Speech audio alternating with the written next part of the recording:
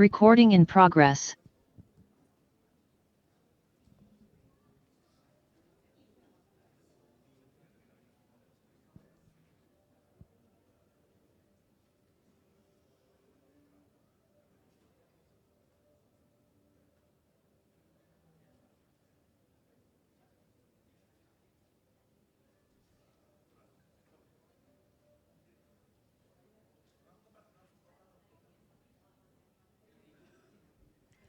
Ladies and gentlemen, we will soon start our symposium. So if you please kindly take your seat. There are empty seats in the front. If you can kindly just come to the front and fill it in.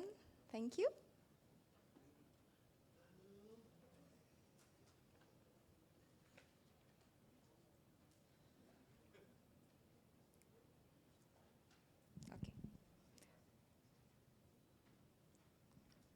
Assalamualaikum warahmatullahi wabarakatuh. Selamat pagi, salam sejahtera untuk kita semua. Om Swastiastu, Namo Buddhaya, salam kebajikan. The honorable guests, speakers, presenters, and participants joining online and offline here in Yogyakarta, welcome to the International Symposium on Wildlife Biodiversity Conservation. It's a great honor for me to be here with you all. Please allow me to introduce myself. I myself is a wildlife veterinarian, actually. My name is Siska. I'm also, hopefully, I'm a passionate conservationist. So it's a great delight for me to be here in this room with all of you and share the same passion in biodiversity conservation. And this symposium is all about that. We are gathering here in this room to share with each other, to listen to each other, support each other, and hopefully by the end of this whole event in the next 3 days, we can come up with multidisciplinary collaborative projects among us. I see there are many distinguished experts, stakeholders who are really passionate about biodiversity conservation in Indonesia and globally. This international symposium is hosted by the Faculty of Forestry, Gadjah Mada University, and the Ministry of Environment and Forestry of the Republic of Indonesia.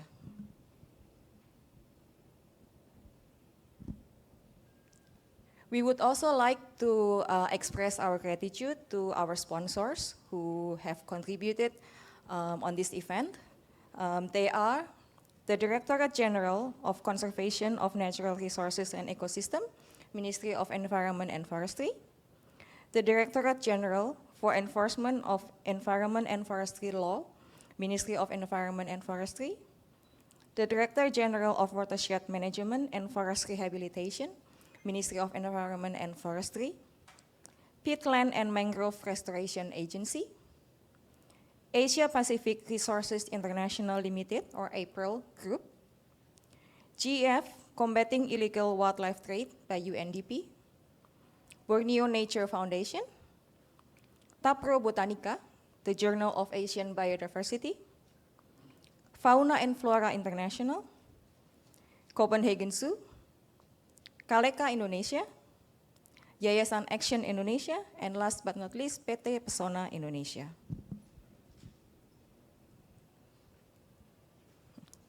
To kickstart our 3-day symposium, we will first have the event report from our chairman of the organizing committee, which will then be followed by with a welcome remark from the Dean of the Faculty of Forestry, who will also do the honor of officially opening the symposium. So may I kindly ask Dr. Rare Silv Sandi Nurfianto, SHUT MSc IPM, as the chairman of the organizing committee to take the stage.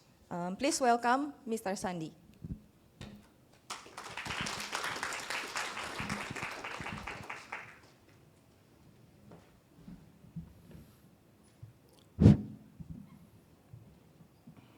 Assalamualaikum warahmatullahi wabarakatuh. Salam, Om Swastiastu, Namo Buddhaya, salam kebajikan. Good morning, ladies and gentlemen. Excellencies, Dean Faculty of Forestry, Universitas Gadjah Mada, Bapak Sigit. Excellencies, Deputy Minister of Environment and Forestry of the Republic Indonesia, or the representative. Excellencies, Director General of Natural Resources and Ecosystem Conservation, or the representative. Excellencies, Director General of Law Enforcement, Gakum. Excellencies, Director General of Watershed Management and Forest Rehabilitation, or the representative. Deputy Director, Excellencies, Deputy Director and Corporate Affairs at April. Excellencies, General Secretary of the Society of Indonesian Environmental Journalists. Excellencies, Head of Forest Resource Conservation Department, Silviculture Department, Forest Management Department, and Forest Product Technology Department, Faculty of Forestry, Universitas Gadjah Mada. And Excellencies, all of the speakers and participants. I am pleased to welcome you to the first International Symposium on Wildlife Biodiversity Conservation, or ISWBC 2023. Ladies and gentlemen, the only thing that is certain is in this life is uncertainty. We are in the period of mass biodiversity extinction. Although the world has been constantly changing, what we are witnessing right now goes beyond what we have seen before. The sustainability of our planet has never received more attention than it does today under this climate crisis. Vulnerability to natural disasters has increased tremendously during the past 40 years, and their effects disproportionately affect poor people. Natural disasters such as storms, especially tropical cyclones, floods, drought, forest fires, and landslide, affect the poor more severely because they are often forced to live in the areas that are more susceptible to natural hazards. Climatic variables are increasingly considered a determinant factor in the development process. It is now well recognized that many developing countries, particularly in the tropics, are more exposed to extreme events, and that they are likely to be more vulnerable than countries in the other regions. This is especially relevant for poor households living in these countries because, in general, their livelihood count on a much lower adaptation capacity. The most vulnerable are the poorer social groups whose subsistence depends on the environment in which they live. Under the pressure of climate change, the environment is responding in many different ways, some of which are difficult to foresee. Due to the change in environmental pattern, existing problems are exacerbated and new ones can appear. As a consequence, many vital factors for sustainable development, such as water and food supply, health, infrastructure, natural ecosystem, are seriously endangered. Ladies and gentlemen, our planet sustainability largely depends on its wildlife because wildlife is a gardener of our vast ecological system. Unfortunately, many species of animal, plants, and other organisms are disappearing through direct and indirect human activities.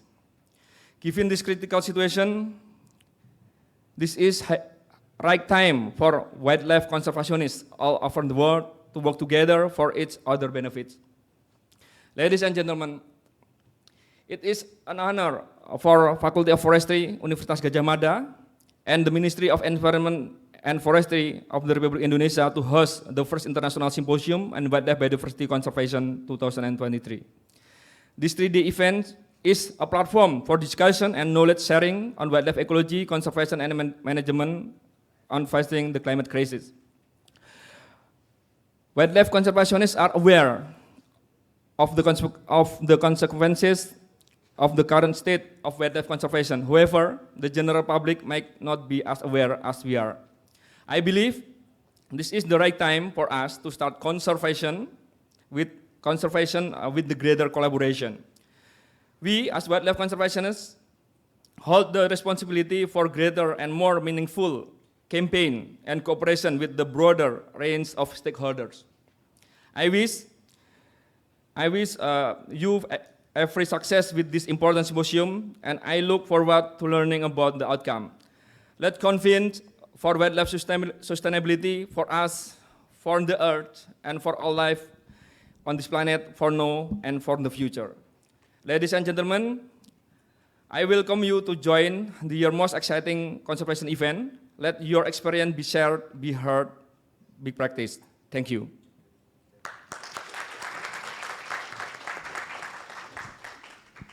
Thank you very much, Pak Sandi Nurfianto. And now I would like to kindly invite Engineer Sigit Sunarta, MP, MSc, PhD, IPU, the Dean of the Faculty of Forestry, Universitas Gadjah Mada, to present his welcome remark and open the symposium. Prof. Sigit, please welcome.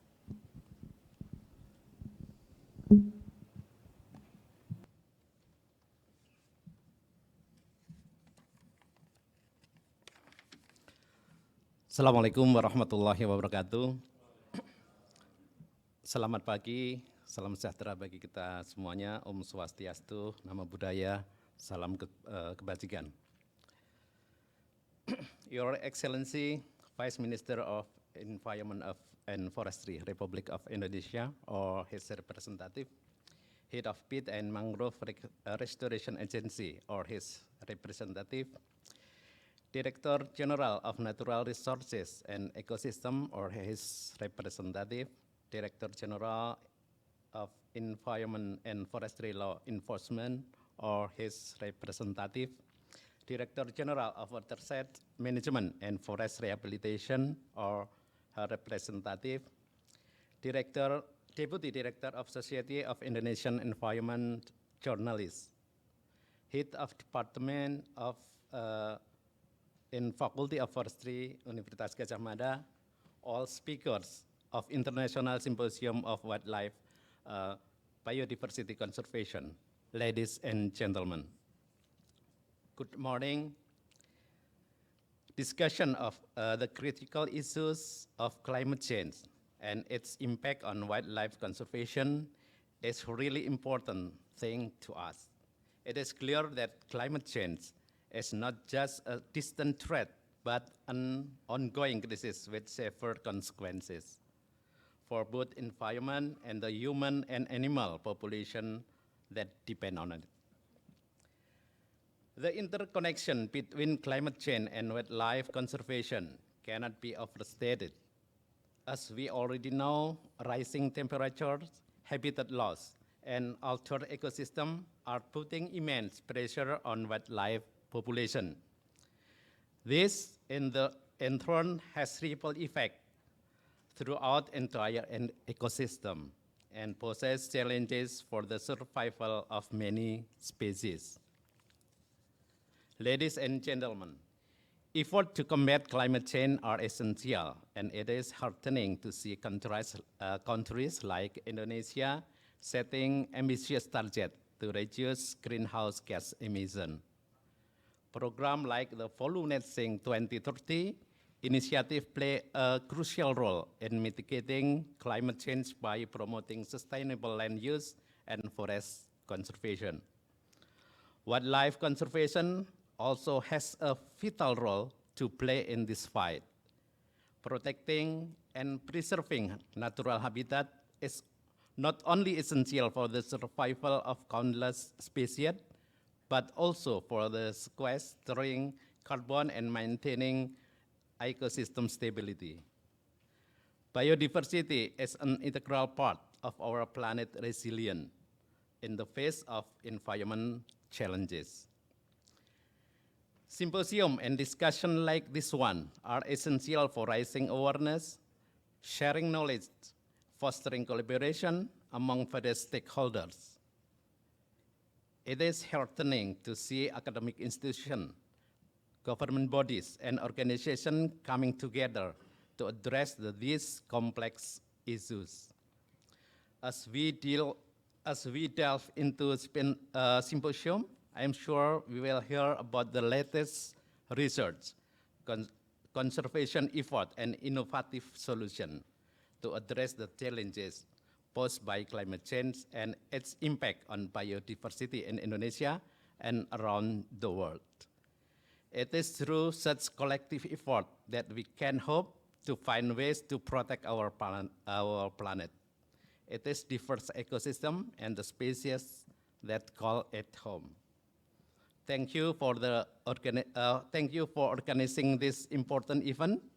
Faculty of Forestry, Universitas Gadjah Mada, and the Minister of Environment and Forestry, and all sponsors which support this event, namely April Group, GEF, UNDP, CIWT, PRGM, PNF, Taprobanika Journal, Kalika Indonesia, FFI, Copenhagen Zoo, Indonesian Action Foundation.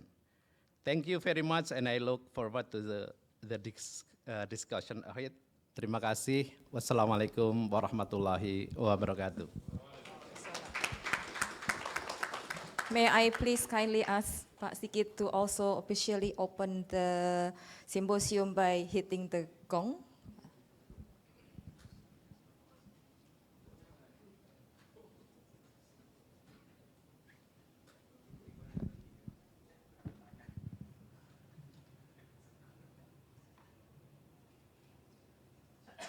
International Symposium on Wildlife Biodiversity Conservation officially I open.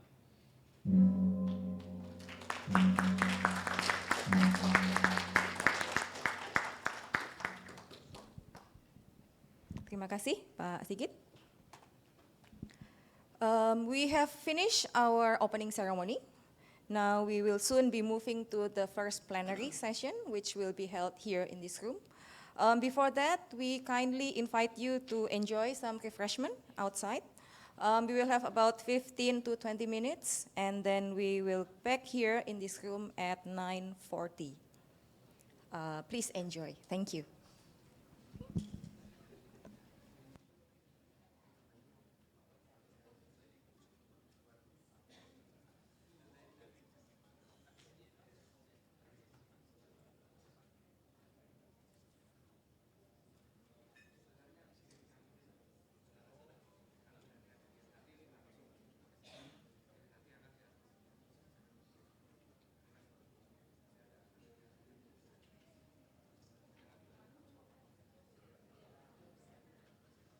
Recording stopped.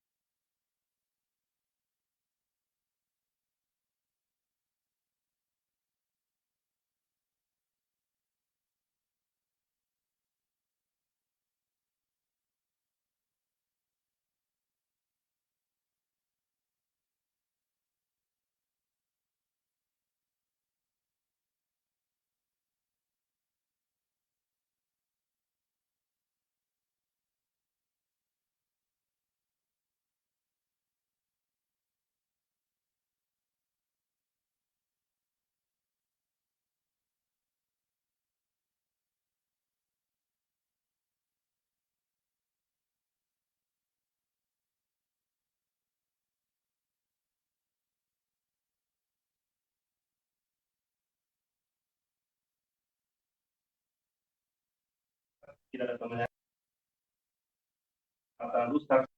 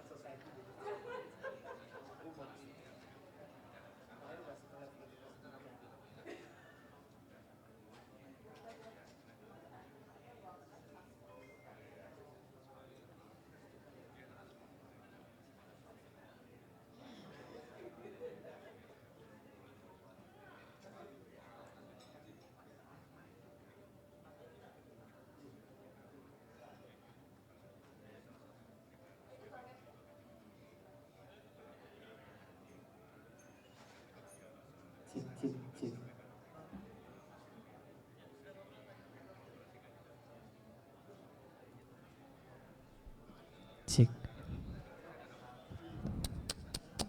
cek, cek, cek, cek, low, cek, cek, cek, cek, cek, cek, low, cek, cek, cek, cek, cek, cek, low, cek,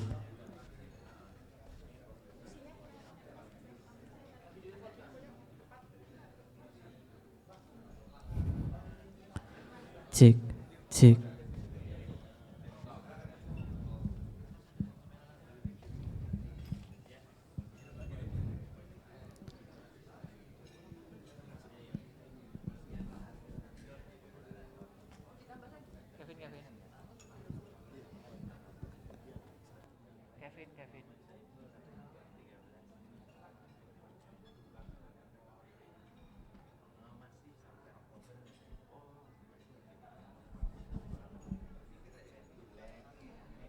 Cek,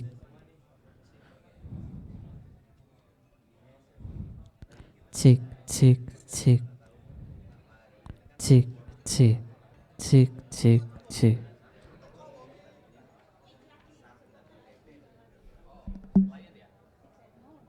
Kevin, Kevin, Kevin.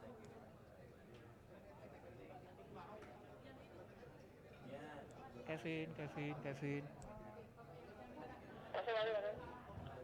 Yang di Vin? Iki lagi jemput saya iki. Argo wis mari iki. Bareng gowo tok angkut.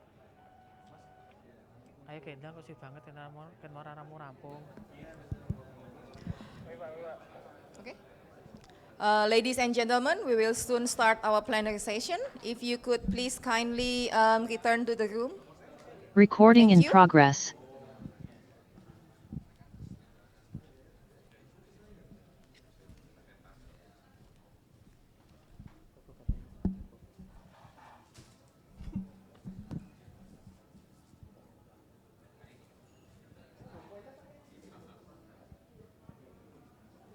Panitia bisa bantu kumpulkan peserta yang belum hadir, yang belum masuk.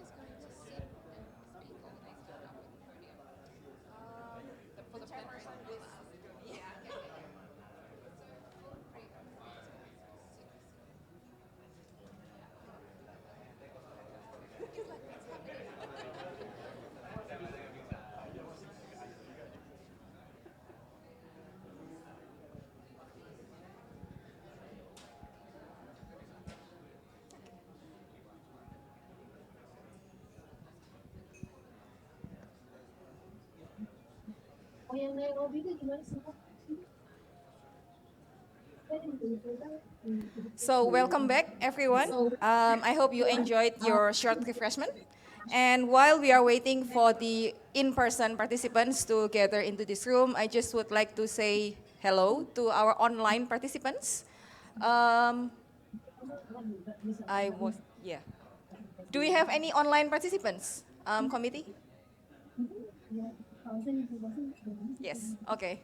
So yeah, hopefully our online participants are also tuning in both on Zoom and YouTube and can enjoy and contribute to this symposium.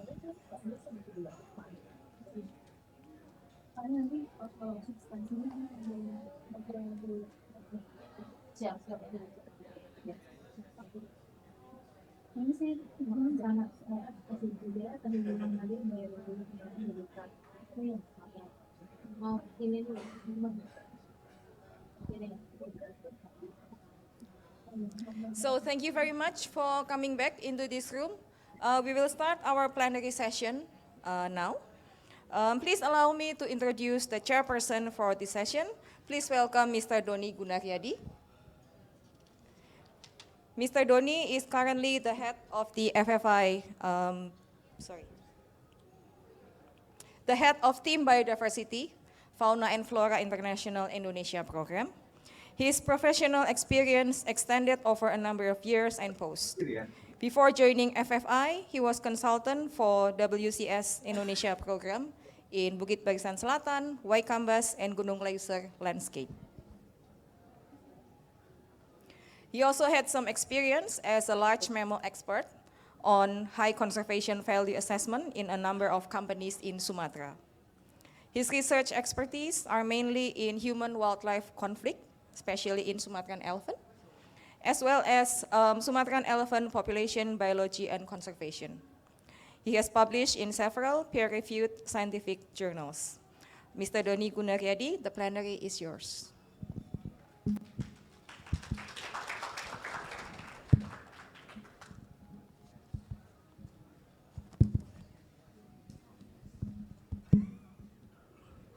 Hello, everyone. Good morning.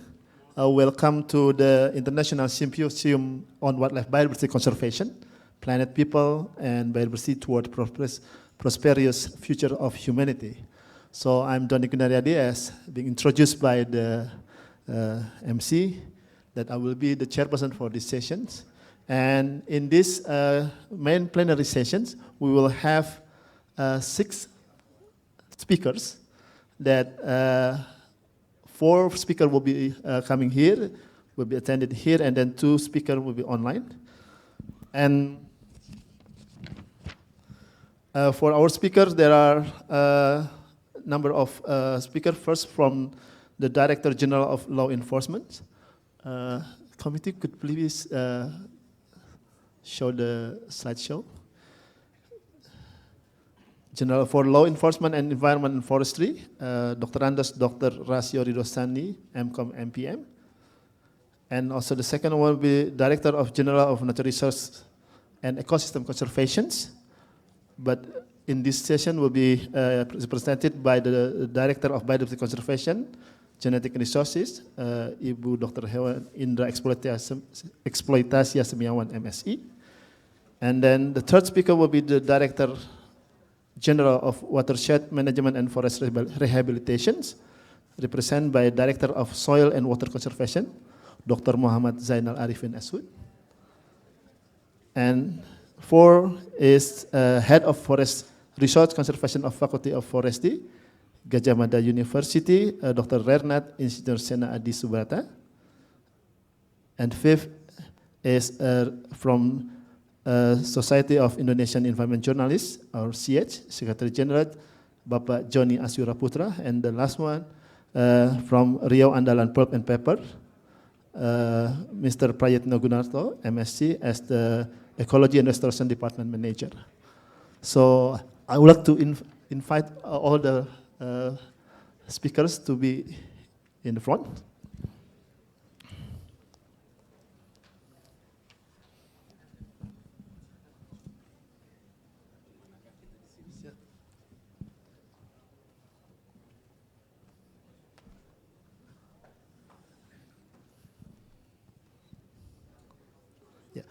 So in here, as a chairperson, I'll be chairing this session, and which will run from now to 12 o'clock. Hopefully we will not get late. And there will be 6 talks, and every speaker will have 10 minutes for the talk, and then after that will follow by question and answers. So first, maybe I would like to ask Mr. Pak Rasio Ridosani. Halo Pak, can you hear us? Ya, halo, ya Pak Doni, selamat pagi. Selamat pagi Pak. So thank you for attending the symposium by online. So could you please start the talk, Pak? It's about 15 minutes talk. Thank you very much, Pak. Okay. Thank you, Pak Doni. This is how long, Pak? 15 minutes, Pak. 15 minutes. Let's check which minute, Pak. Ini bahasa Inggris, Pak ya? Iya, Pak.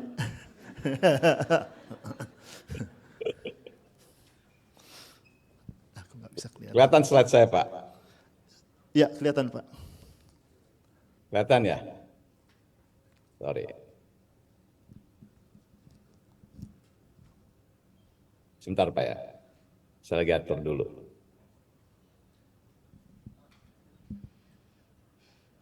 Nah, coba ini. Ini kok nggak kelihatan ya? Nggak gede deh. Lagi 2 kali, Pak.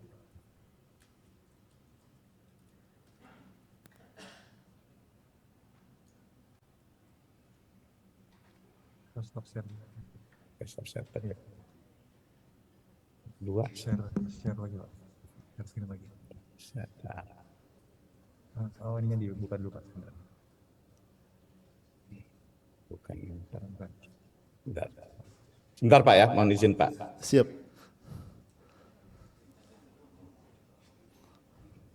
Buka Zoom-nya, Pak.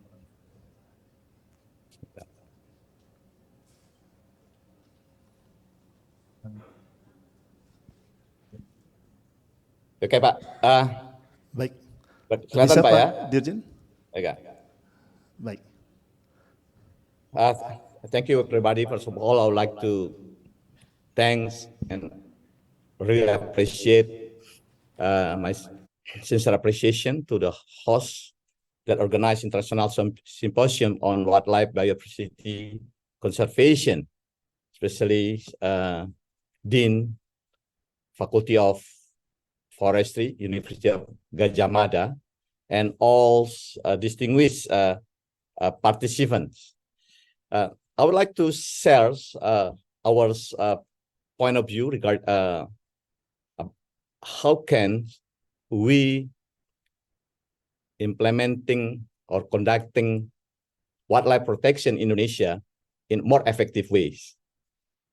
As we aware that Indonesia is a country has abundance of natural resources.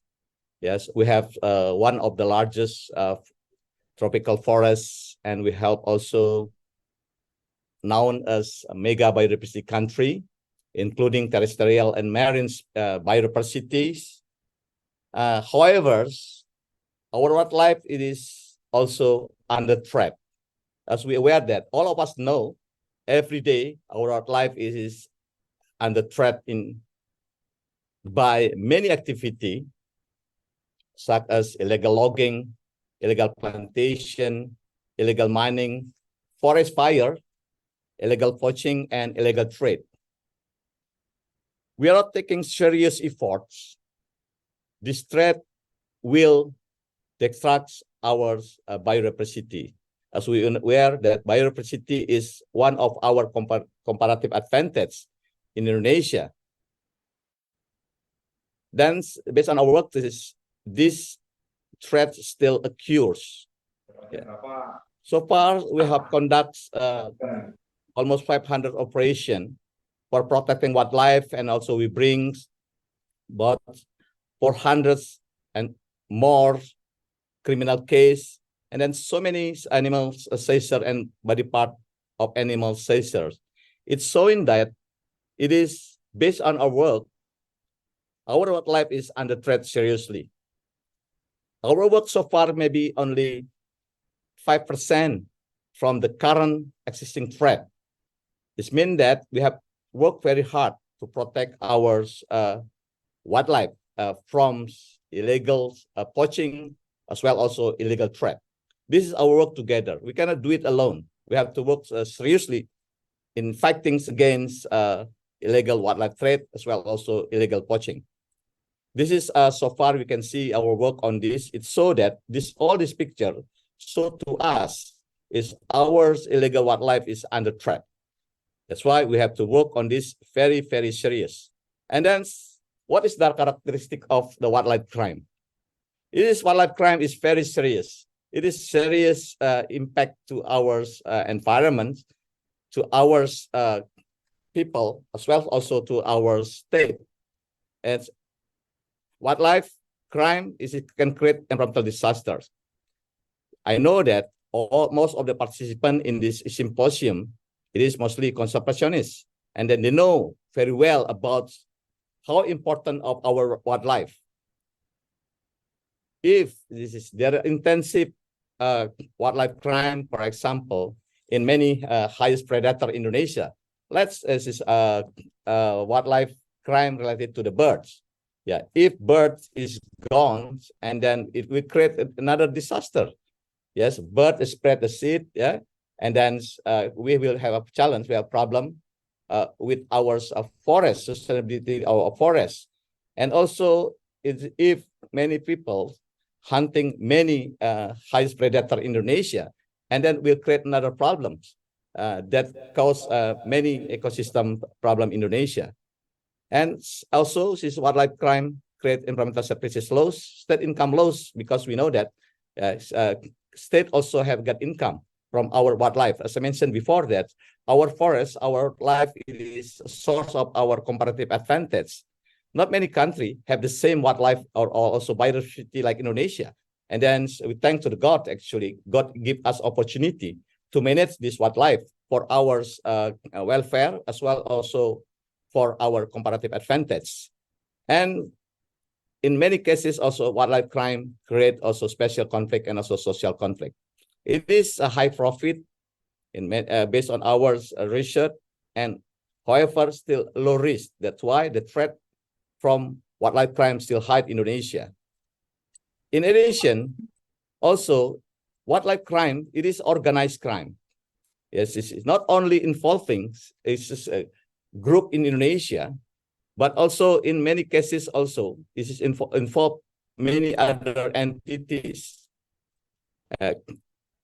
Based on our recent operation, we find also many wildlife crime backed up by different actors, as well also transnational actors. Wildlife crime is really complex and dynamic crimes. The modus operandi change time by time using the technology.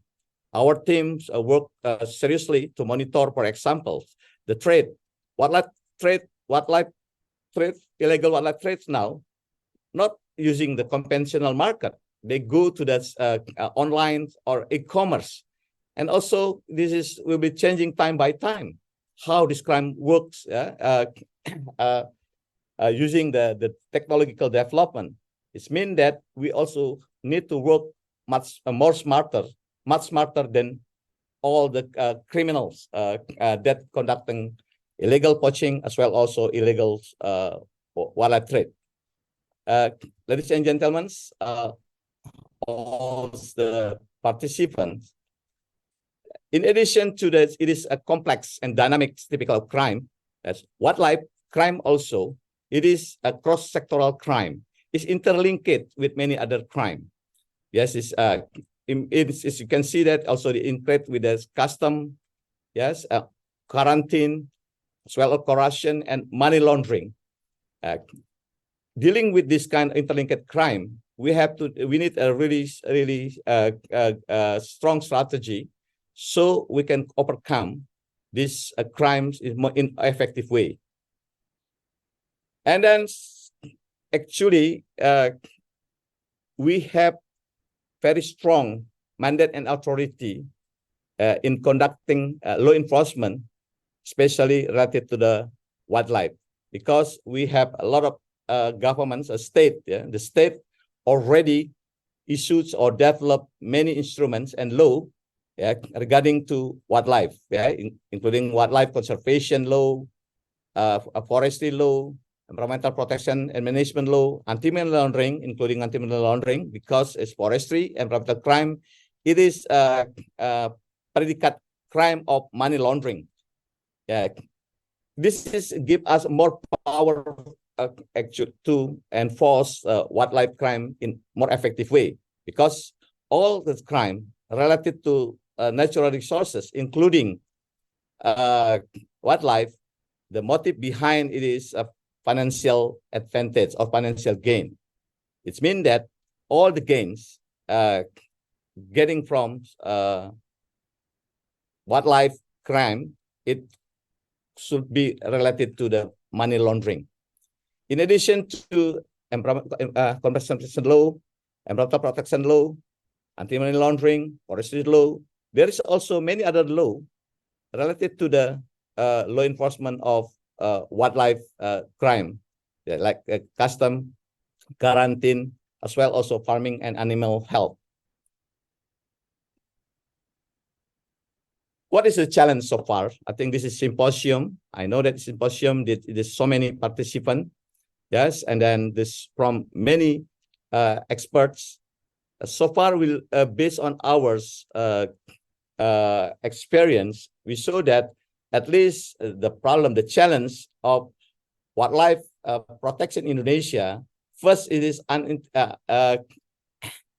there is unintegrated policy implementation. This means that we don't have yet the integrated approach in fighting against environmental, fighting against wildlife crime in order to protect our wildlife in Indonesia. There is no effective collaboration among stakeholders. Based on this challenge, I think we need approach, what we call it integrated approach through mixed policy instruments, as well also multi-layer collaboration among stakeholders. This is very important. We work together. Yeah, we have to using the integrated approach to fighting against environmental, to protect our wildlife from wildlife crime. What is an integrated approach on wildlife protection? I think we have to apply all the instruments in order to protect our wildlife. Yeah, from prevention. We have worked very hard in prevention activity, not only for law enforcement, because in many cases, people always blame on lack of law enforcement or weak of law enforcement. In fact, no. If we want to protect our wildlife, we need a really integrated approach. Yes, it's using multi instruments in protection of wildlife. Yeah. We have to define what actually in prevention we have to do it. Yeah. For example, we have to do wildlife habitat security. In many cases, illegal wildlife or wildlife crime happens because it's our wildlife habitat security problem. It means that we have to working together with conservation partner society. Yeah, we have to enhance our patrol. Yeah, we have conducting a snare operation because it happens in many situations. This is the poacher using snare, and also prohibition of the use of guns and another weapons. Based on our experience, for example, a couple weeks ago, there is intensive operation in National Park of Jungkolong. There is many people using what do you call it, homemade rifles, and then air homemade rifles. It is I think we have already collected more than 345. It is that what do you call it, homemade rifles, and it's also very, very dangerous to our wildlife. In addition to increasing wildlife habitat security, we also have to strong campaign on demand reduction, consumer awareness, or also alternative source of non-habitat animal and plant, as well also strengthening conservation institute or activities. This approach is very important because we know that now it is many people using an animal as for gaining income from their show, as well also from the social media platform. Yeah, we have to fight against this condition. Yeah, so we can reduce the demand reduction. If we can protect or increase the security of the wildlife habitat, as well also demand reduction, for sure we can increase we can reduce the challenge or the threats to our wildlife. In addition to prevention, I think another approach we have to work together, it is regarding to trade governance. We have to controlling the supply chains, yeah, to improve our legality verification system. This is also the big challenge. I think we can learn from the woods, yeah, legality verification system, or SIPU, for example. Yeah, this also help to reduce the laundering for our illegal wildlife. But I know that it's not easy to improve the system. But this is no choice. This is one way we can control the supply chain. It is through the strengthening the legality system. This is improve the governance system, very important. Yeah, to reduce the demand, as well also to reduce the laundering of our wildlife. In addition to improve strengthening legality verification system, I think the inspection of conservation activity also, including also harbor and monitoring, we have to improve. This the way we can reduce the illegal wildlife trade. Last but not least, I think law enforcement. We do believe that law enforcement is one of the instruments, but law enforcement not the answer for the challenge we face so far. Even many people think that, as mentioned that before, if we see that the problem from wildlife or forestry problem, environmental problem, they are always blame on the lack or weak of law enforcement. In fact, not. We have to look on in systematic ways. Law enforcement, it is the only small part of the instrument that can improve the protection of wildlife, yeah, or forestry as well as environment. Yeah, in order to more effective way in protection our wildlife, we need really integrated approach from prevention, governance, trade, as well also law enforcement. This is, I think, the most important thing we have to do it. I hope that through this symposium, we can discuss seriously about these matters, this approach, integrated approach based on multi-layer on wildlife protection. We can, in order to strengthening this approach, yeah, of course, we need science and technology, decision-making support system. This is very important. Yeah, science and technology will make us making decision in more accurate and what do you call this, more we can increase our speed and more fast, as well also the result is more accountable.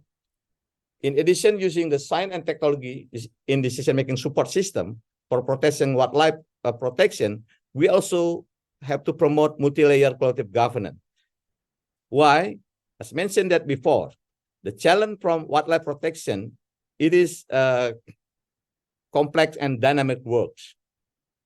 In dealing with complex and dynamic works, we cannot work alone. We have to work together with many multi-actors. Yeah. For example, if we want to protect, if we want to increase the security of the wildlife habitat, we have to work together with the society. We have to together with scientists. Yeah, we have working together or collaborate with many other actors that have a power or authority regarding to protecting the wildlife habitat, including the local government, as well also demand reduction. We have worked closely with many actors. Yeah, for example, we can work closely as we know that many trade now regarding to illegal wildlife trade using based on online or e-commerce.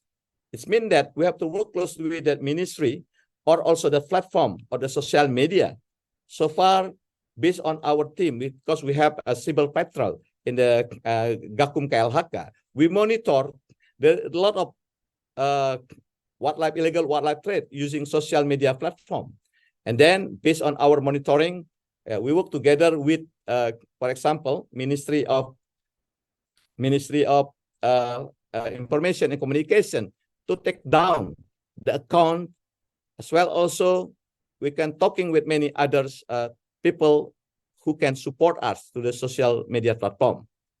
As well also the same with the trade governance. I think this is one way we have to do it. We have to work together in order to reduce the laundering, as well also illegal supply reduction.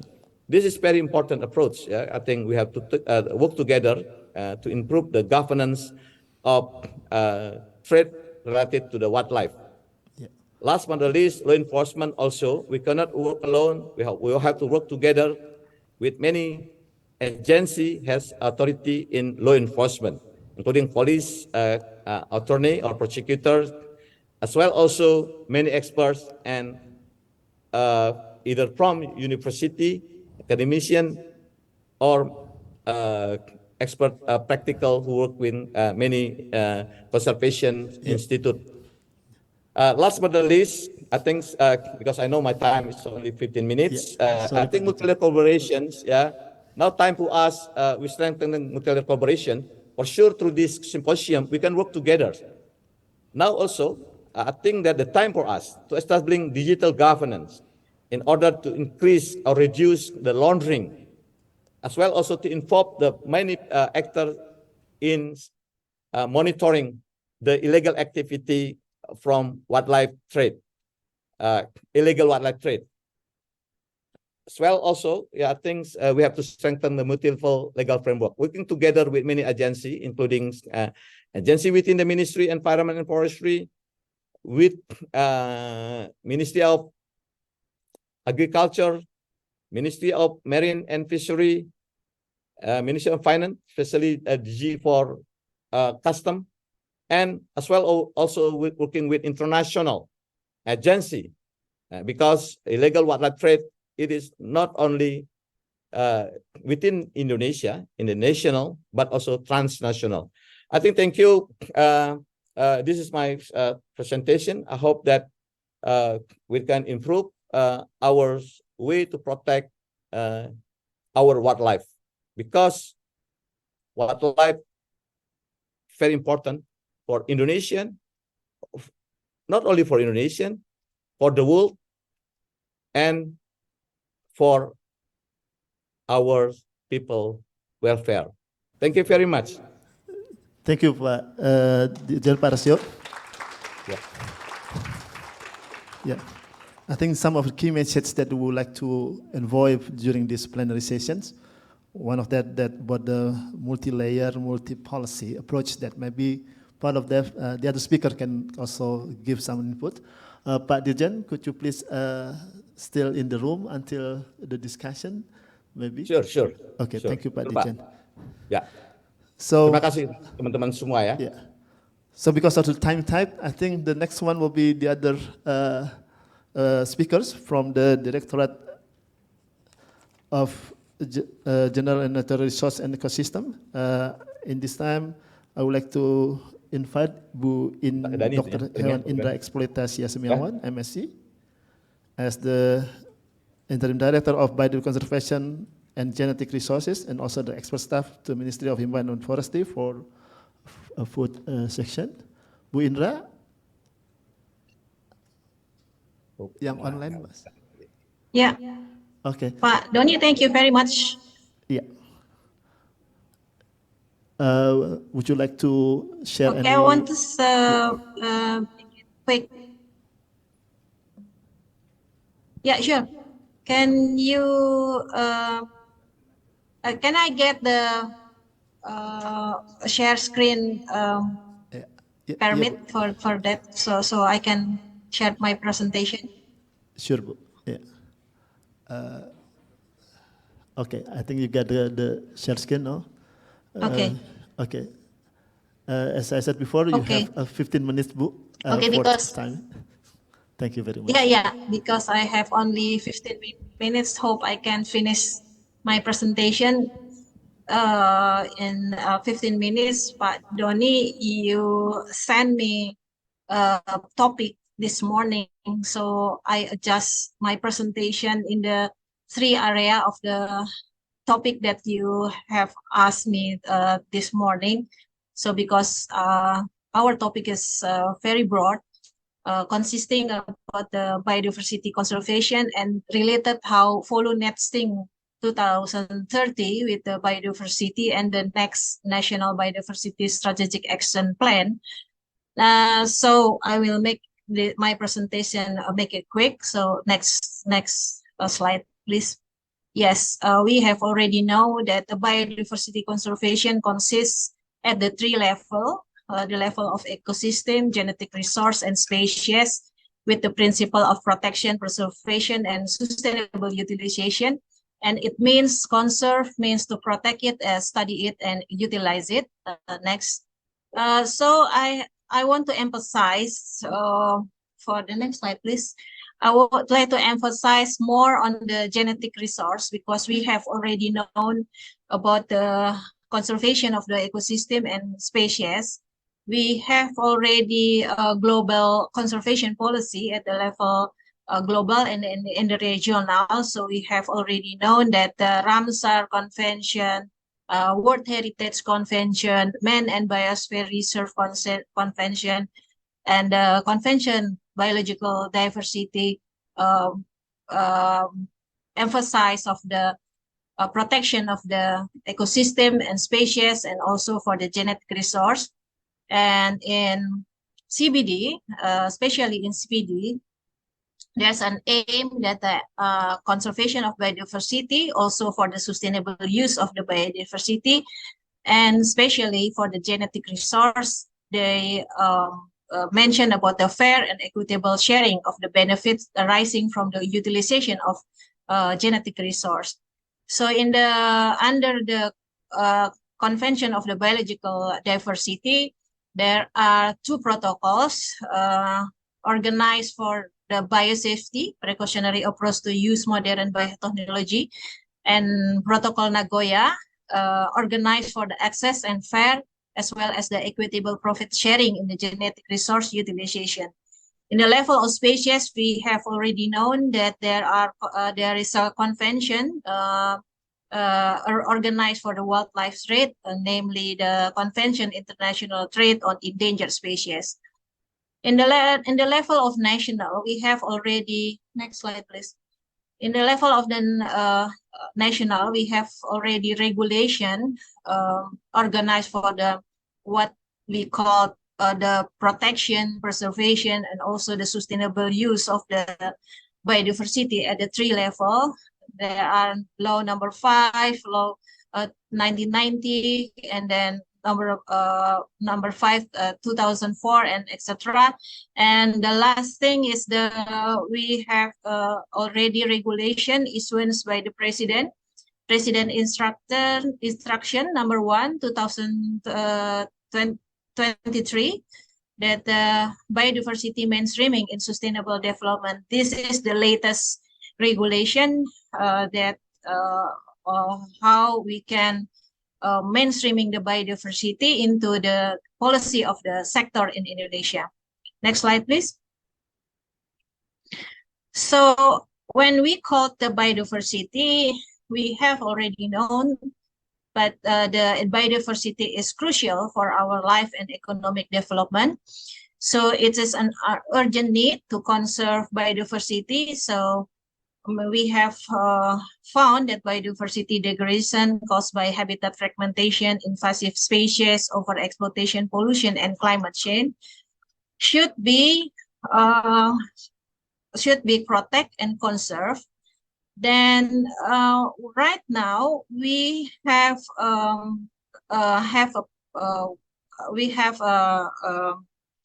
policy that we have to change our paradigm. Our paradigm right now that biodiversity is right now as a cost center. Right now we have to transformation the paradigm of the conservation as a profit center. So there is a transformation sustainability utilization of the biodiversity using the genetic resource and the traditional knowledge related to genetic resource. So we have already known as well the all genetic materials and or genetic information of plant, animals, microorganisms, and other origin, including its derivative, which contain functional unit of the heredity, which has real and potential value. Then contain for the genetic material and derivative, genetic information, and traditional knowledge relating to genetic resource as well. So what is traditional knowledge is related to genetic resource is the knowledge,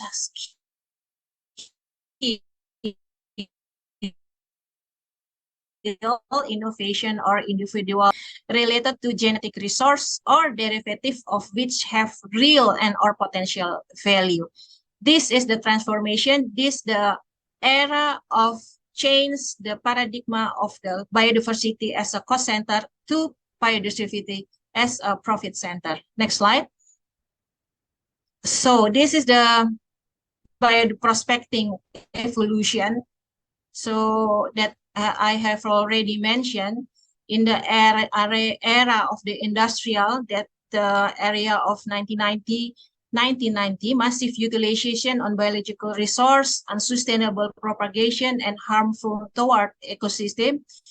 Move forward to the biodiversity era in the 21st century on embracing biological diversity value and ecosystem-based approach, and move forward to sustainable development, that vision approach towards sustainable economy, environment, and biodiversity in the development and industry.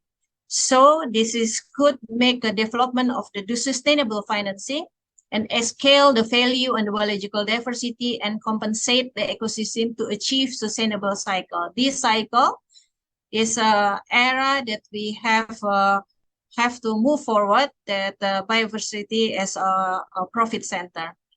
Next slide. So the genetic resource we call it as the bioprospecting.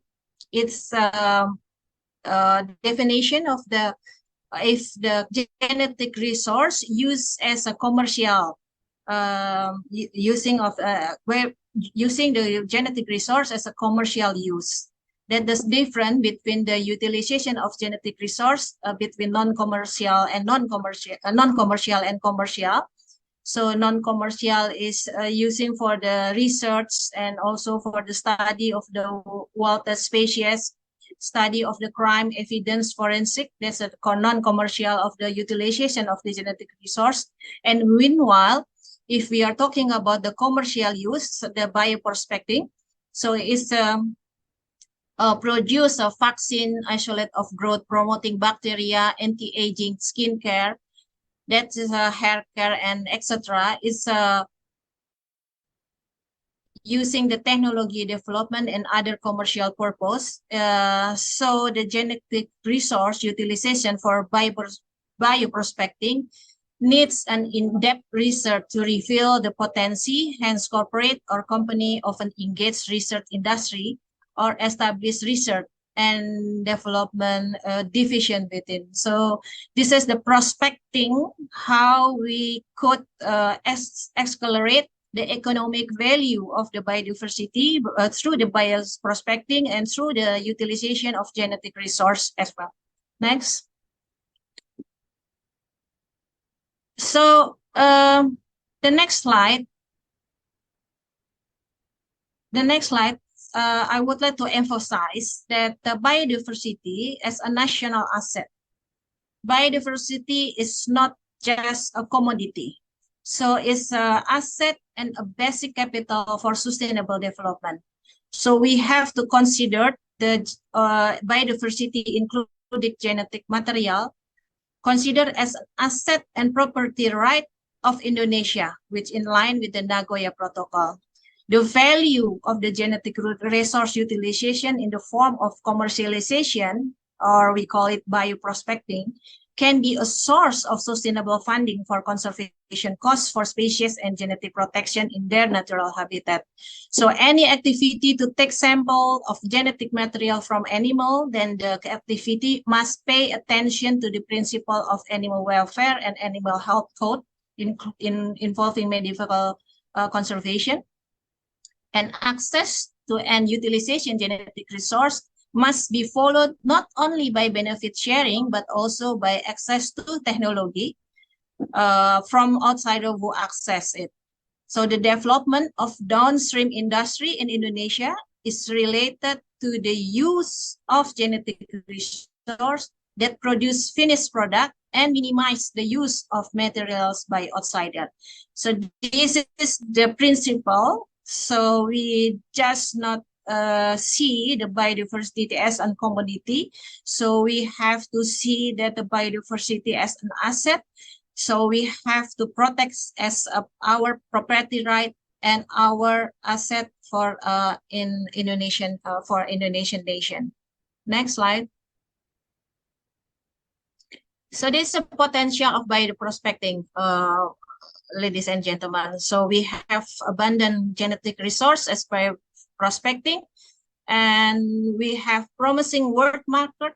So we have big chance that the concept of nation holding property right to their indigenous peoples, or we have only local community in Indonesia, as political negotiating tool between countries with rich biodiversity and the pharmaceutical industry from developed countries. So we can see what we have, Indonesia have for the biodiversity, and we can see what is the market in Indonesia, in others in outside Indonesia for the promising market for the biodiversity. Next slide.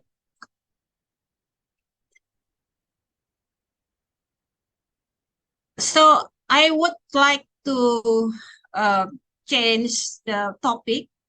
And the first topic is for the bioprospecting, how we can use the bioprospecting with the wisdom, and how we can use with the sustainable in accordance with our regulation.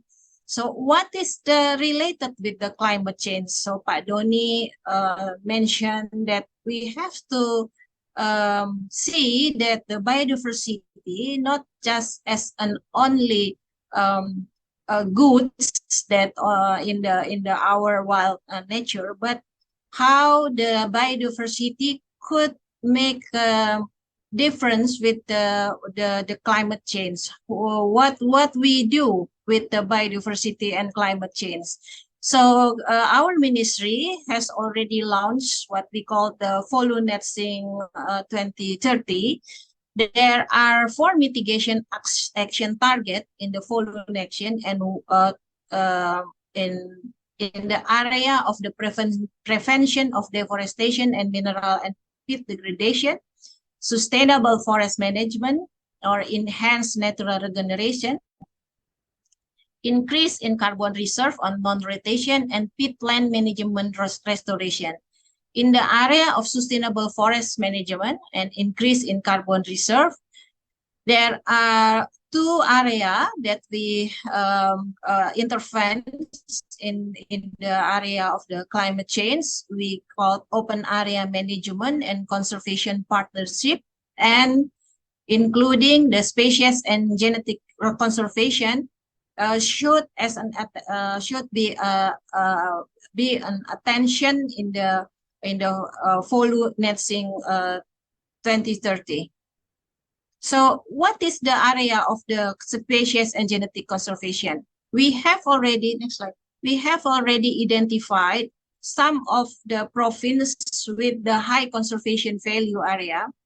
So we intervene with the activity, activity of the mitigation action. And there are 31 province that we have allocate budget for the intervention for the biodiversity conservation at the level of species and genetic resource. And this area is a high conservation area that we have already identified and verified as the high of the high conservation value. And the next slide, Pak Doni also asked me how to interlink the biodiversity in global to national planning on biodiversity.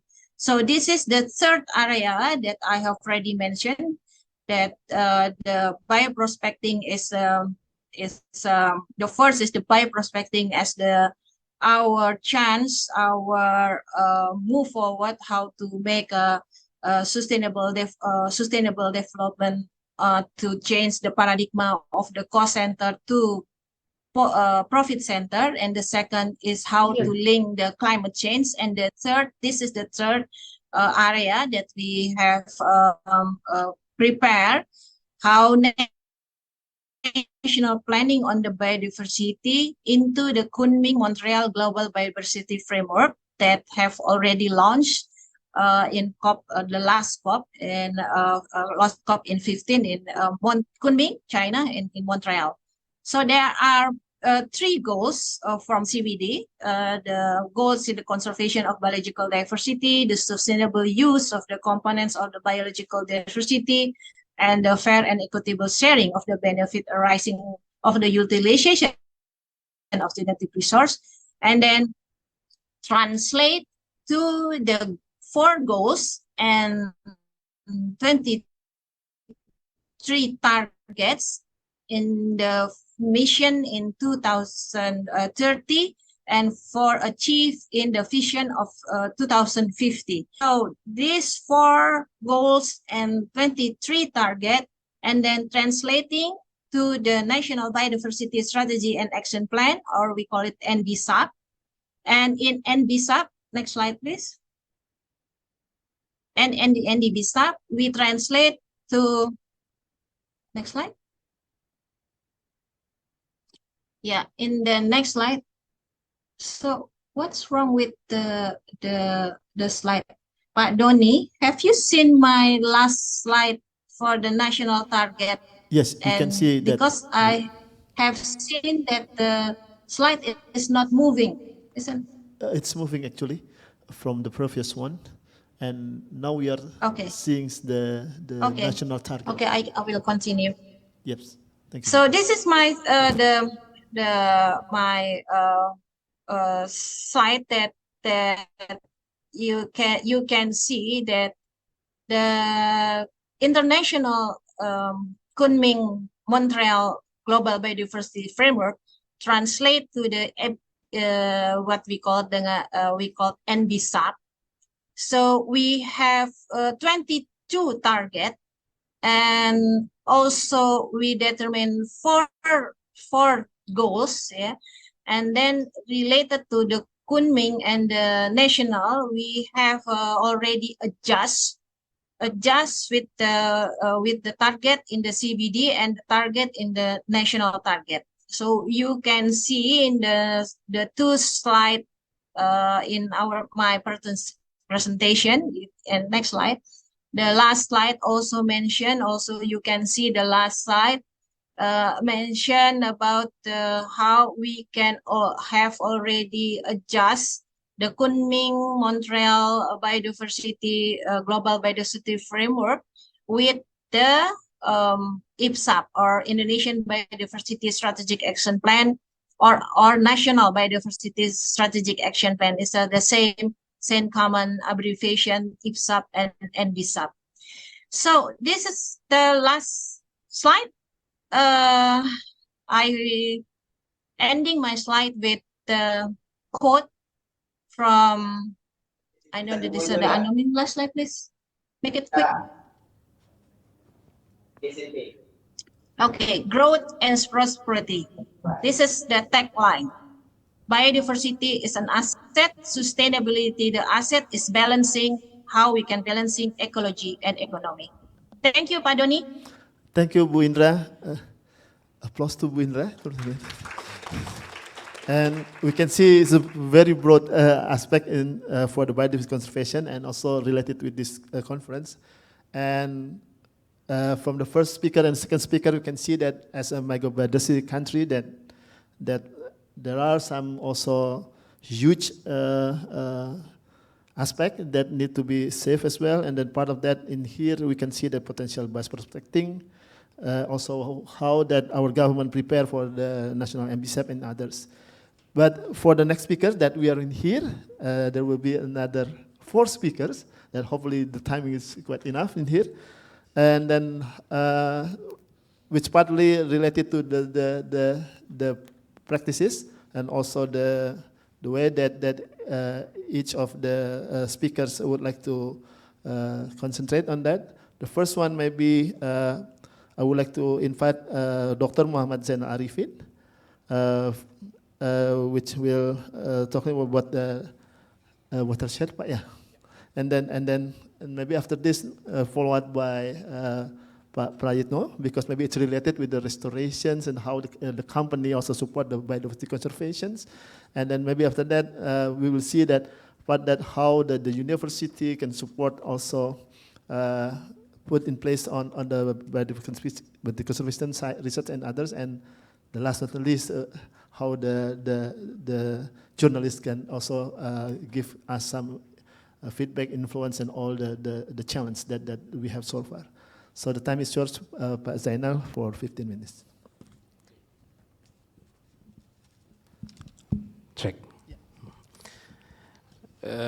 Distinguished guests, honorable DGs, also esteemed researchers and biodiversity enthusiasts, and also other honorable attendees that attends today in this symposium. Assalamualaikum warahmatullahi wabarakatuh. I deeply honored to represent DGs of watershed management and forest rehabilitation today, attended today here in this conference. So last night I called Pak Sigit, the Dean, what should I be focused? Is it wildlife or biodiversity? So he said you should you should focus on biodiversity. So I will talk about biodiversity in general.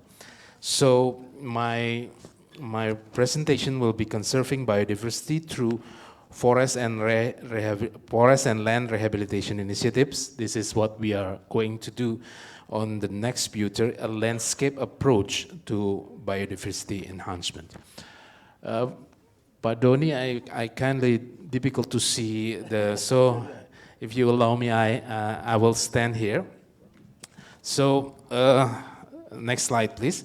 So in this presentation, next slide, I will be firstly describe the importance and the threat about biodiversity in general, and then maybe a short description about what we do in rehabilitation initiatives through what we call landscape and biodiversity approaches.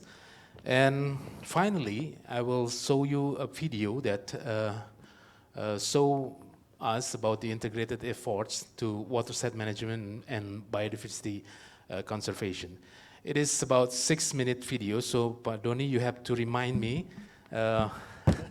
my reminding time. If it's still, I have still, maybe it's 6 minutes. So I will represent my presentation in 5 minutes. So next slide, please. So when we talk about biodiversity, so one of my friends told me that when we walk about 100 meters in the forest, we will see thousands of biodiversity. You can see in front of the stage, you can see a few. There's more than just 10 species of the plant. So we are talking about the incredibly huge, diverse species. So it's minutes. Also in the huge, lots of interaction, lots of interdependence. So, and indeed it's highly dynamic also. Surely it's dynamic. So let's say, when we talk about ecosystem stability, ecosystem services, genetic resources, like what Ibu Indra told us before, it rely on biodiversity, indeed. And also, when we talk about the economic benefit, the climate change mitigation, scientific knowledge, etc., everything is relies on the interdependent on biodiversity. But on the other hand, biodiversity also faces threats from various factors. As we know that our national development is now still depend on more than 68% of our natural resources. So it threats the biodiversity. So we will facing habitat destruction also, and deforestation, the climate change, and etc. For example, last 2 weeks, I had the opportunity to go to Hessen Forest in Germany. They say they are currently facing a deadly fungal outbreak. They say it is because of the climate change.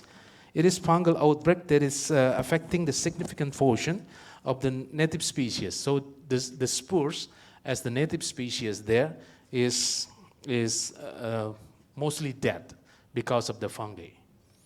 So, next slide.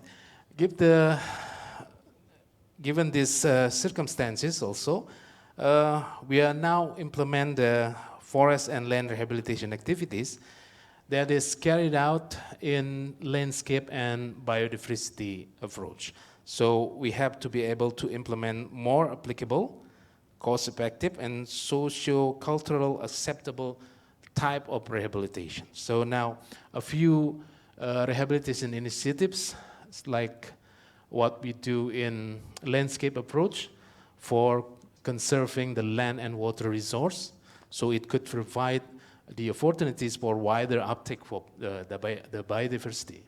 And also to complex forest stand. So when we do the rehabilitation, we develop the forest structure into a complex forest stands, the multi-species, the multi-strata, and also by introducing other endemics, natural regeneration will be conducted. And also we are now focusing on soil biodiversity.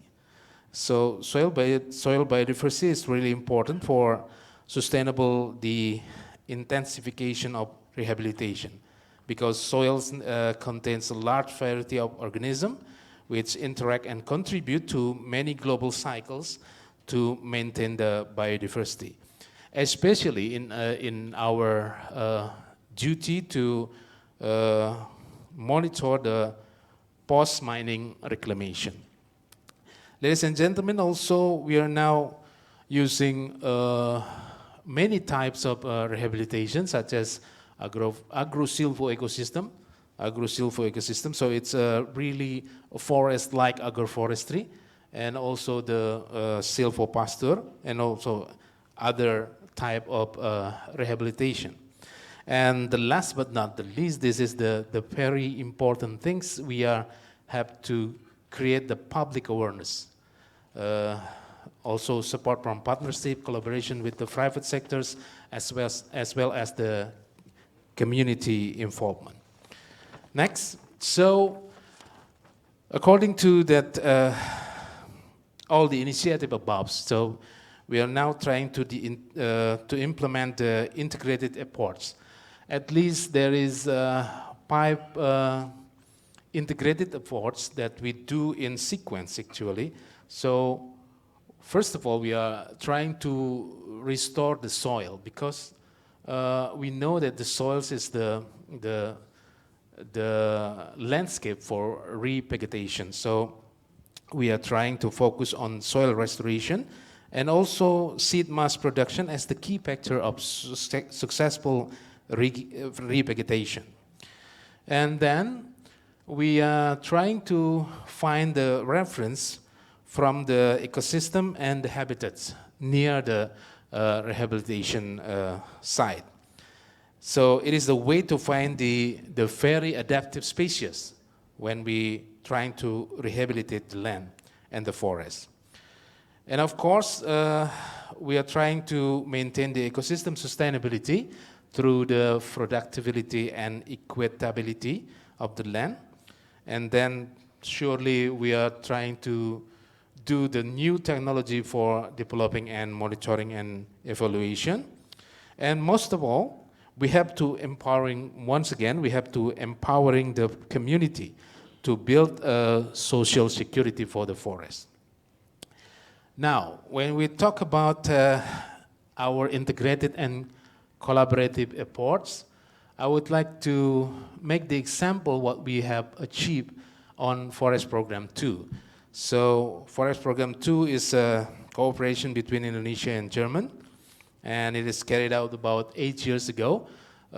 This year is actually the last year of this project. Now it's also carried out by several program implementing units that work in integrated scheme. So we have at least 6 outcomes for this project.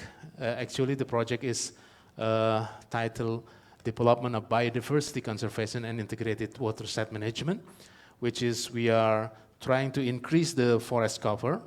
All of the outcome is over the target. For example, the forest cover from the target 6,000 hectares, we are reaching 6,447 hectares. Also, we are improving the water quality and quantity.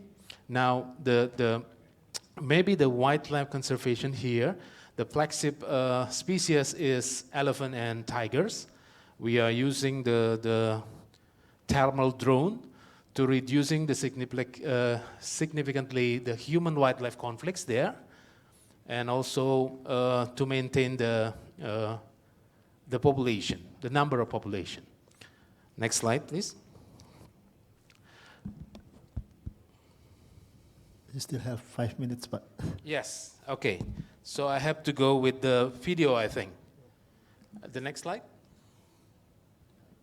So this is the site from the Bukit 30 National Park and the Kerinci Sebelat National Park. And this video will show you how we are doing the integrated and the collaborative efforts of rehabilitation in terms of biodiversity conservation. Please, after this. Indonesia has always been home for abundant landscape of nature through all time and to anyone who knows her, that offers countless beauty and endless wonder. Then, how should a harmonious relationship be developed between human and nature? And now, I have found the answer here. In Jambi province, in the wilderness of a tropical forest, there's a program aimed at maintaining harmony between human and nature as an effort to conserve biodiversity and manage integrated watershed. From flora and fauna preservation to community welfare in buffer areas.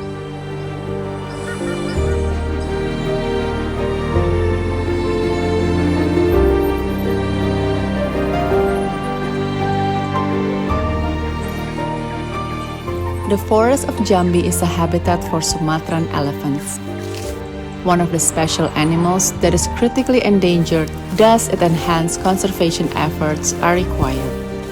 Today, an information center for elephant conservation has been built in Tebo Regency as one of the efforts to resolve conflict between human and wildlife in order to coexist and share space harmoniously. Many has been implemented in this program. Animal upkeep to mitigate human and elephant conflict, environmental education for the community, species research and development, economic empowerment for the local community, management of the Elephant Data and Information Center, as well as supporting elephant ecotourism in its natural habitat. Kalau dulu itu kita dengan gajah itu menganggap gajah itu sebagai hama. Tapi kalau sekarang kita menganggap gajah itu sebagai teman.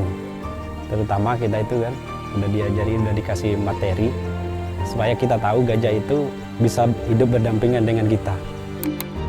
Kami setelah begini ya 40 sampai 60 hari sekali kita panen. Proses jualnya kami jual ke BKSDA yang punya gajah itu tadi. Di PKG kita ada gajah mati 5 ekor, 2 ekor itu gajah jantan berasal dari Taman Nasional Wekambas, kemudian 3 gajah lainnya gajah betina itu berasal dari Balai KSDA Sumatera Selatan. Di PKG kita ada sarana dan prasarana pendukung, mulai dari kantor atau gedung pengelola, kemudian ada mes mahot, selanjutnya ada mes tamu, ada instalasi pengelolaan limbah dari gajah latih, kemudian ada kandang jepit, ada kandang sosialisasi, selanjutnya ada klinik, dan ada gedung serbaguna. Within the elephant's habitat, there are activities on the demonstration plot of land of Gradual Forest Restoration Program as a step to rehabilitate social forestry areas that have already been planted with palm oil trees in order to restore forest ecosystem with agroforestry patterns. The agroforestry program is one of the key efforts in rehabilitation to increase the forest and land benefits. Because humans, as it should be responsible for critical land by making conservation efforts for natural ecosystem. Kami diberi insentif dari tahun pertama, tahun kedua, tahun ketiga untuk menanam kopi kayu manis Surian. Selain itu kami difasilitasi untuk membentuk koperasi yang anggotanya terdiri dari anggota kelompok tani yang sekitarnya wilayah Gunung Raja. Kami selaku kelompok tani merasa berterima kasih atas bantuan itu. Kami merasa bersyukur, sangat senang sekali. Sebelumnya kami tidak ada apa-apanya. Setelah dibantu kami sangat merasa bersyukur. Kami dari kelompok tani hutan Kokara Bening mengajukan izin perhutanan sosial bersama FP2 pada tahun 2017 dan disahkan pada tahun 2018 berupa hutan kemasyarakatan. Setelah mendapatkan izin, kami membentuk kelompok usaha perhutanan sosial Thank you very much Bukit for Puau. your kind of attention. Thank you. Thank you. Yeah.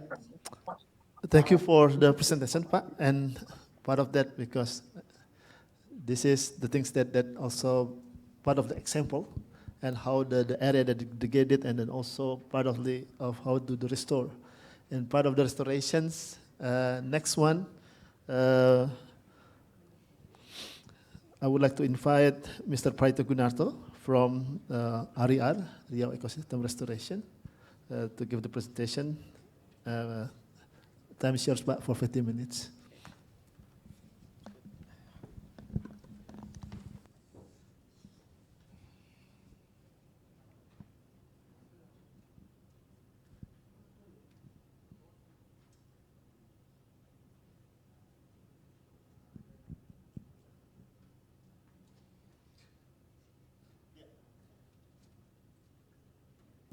So while preparing the presentations, Praito Gunato actually working for Riau Ecosystem Restorations as part of the April group, and he is as the Ecology Restoration Department Manager. He is also the bird watchers. Okay, you have the slide presentation. Okay, you may maybe.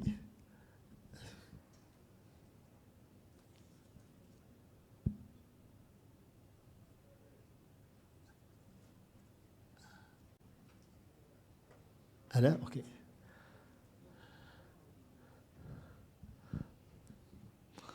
Okay, I think while we are waiting for this, maybe you can a bit explain about RER itself, and then what kind of initiative that you have so far before your set presentations. Okay, well, thank you for the organizing committee for organizing this event. I'd also like to extend my thanks to April Group for allowing me to represent the company and to present on how the private sector can contribute towards biodiversity restoration and protection.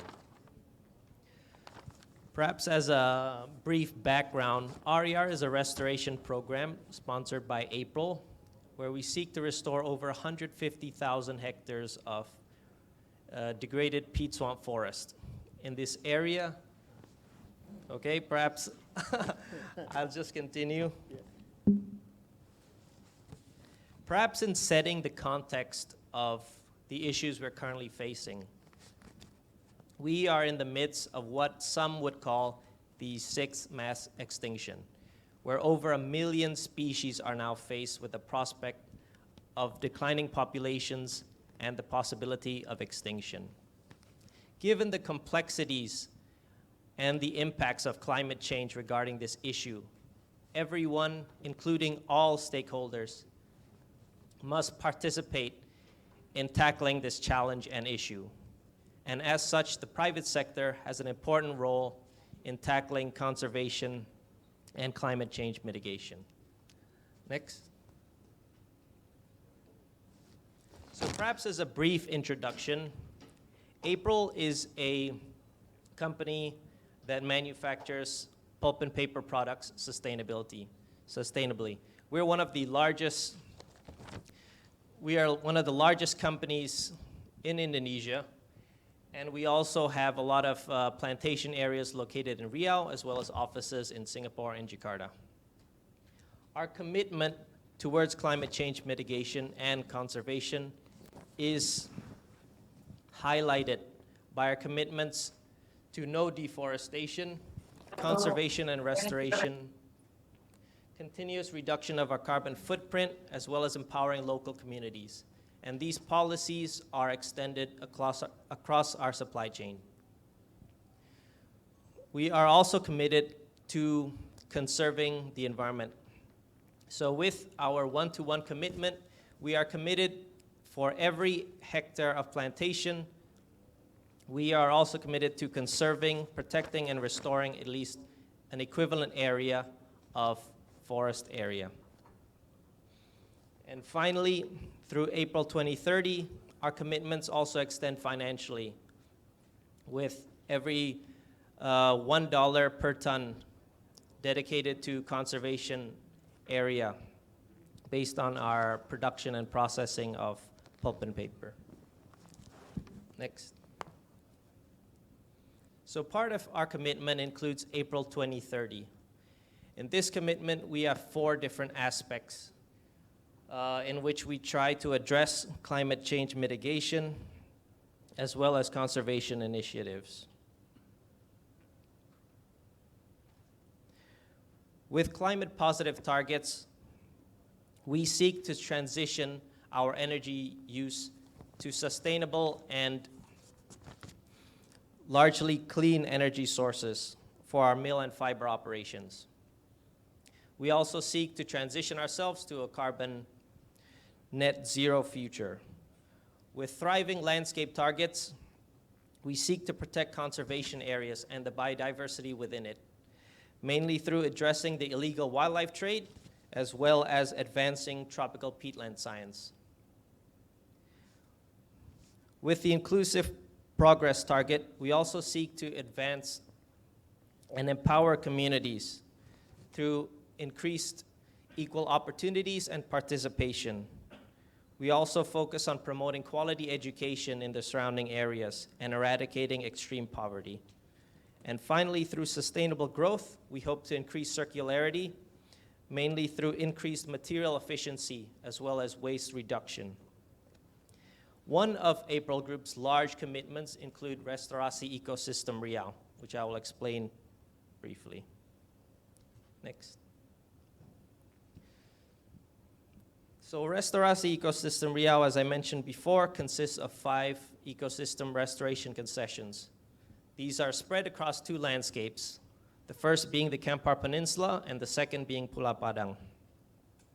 In these areas, you can note that there's a plantation ring surrounding this core peat swamp area. Using this production protection landscape model, we could see that the inner core or the protection area is surrounded and buffered by the production area. The activities which is buffered from include illegal wildlife trade, illegal encroachment, and forest fires.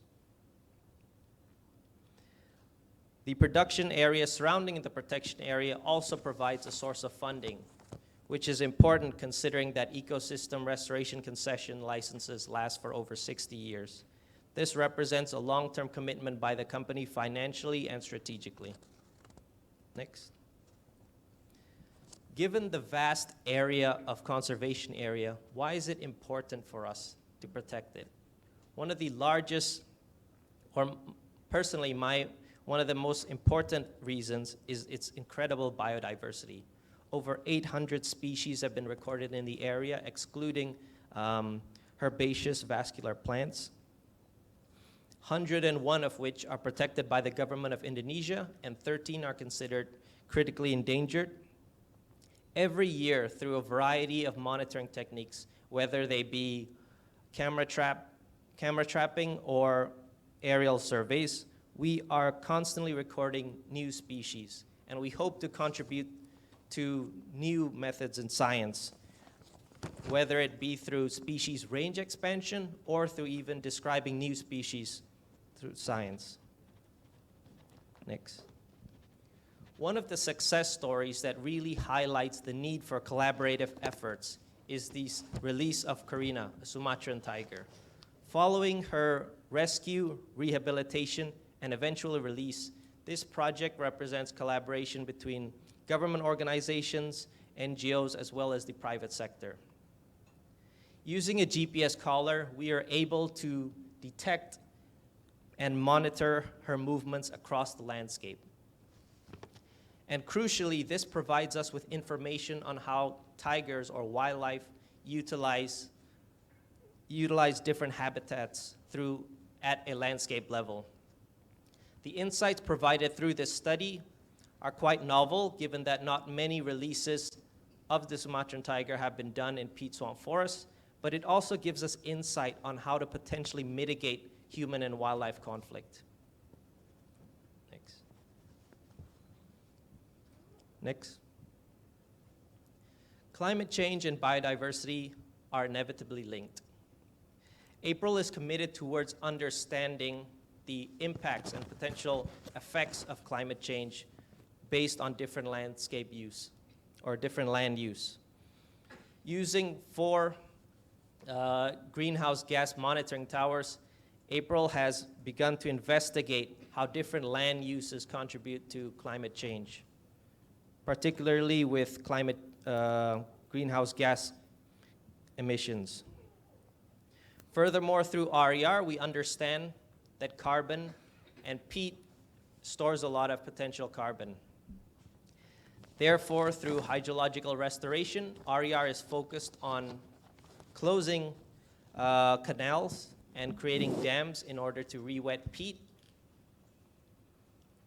And so far, this commitment towards climate mitigation is also reflected by the fact that in almost 10 years since 2013, the RER area within the Kampar Peninsula has not experienced any significant fires. You have 5 minutes, but. And finally, in tackling such complex issues such as climate change and conservation, it is impossible to do it alone. We need the support of local communities. Programs aimed at increasing community participation, understanding, are important to April. One of such programs include the Fire-Free Village program, in which communities are incentivized to find alternative land clearing methods that do not include fire. And as such, the program has successfully engaged over 77 different communities in the surrounding areas. Next. And in conclusion, given the vast complexities faced with addressing climate change and conservation, it is imperative that all stakeholders collaborate and try to find transformative and innovative solutions to these challenging situations.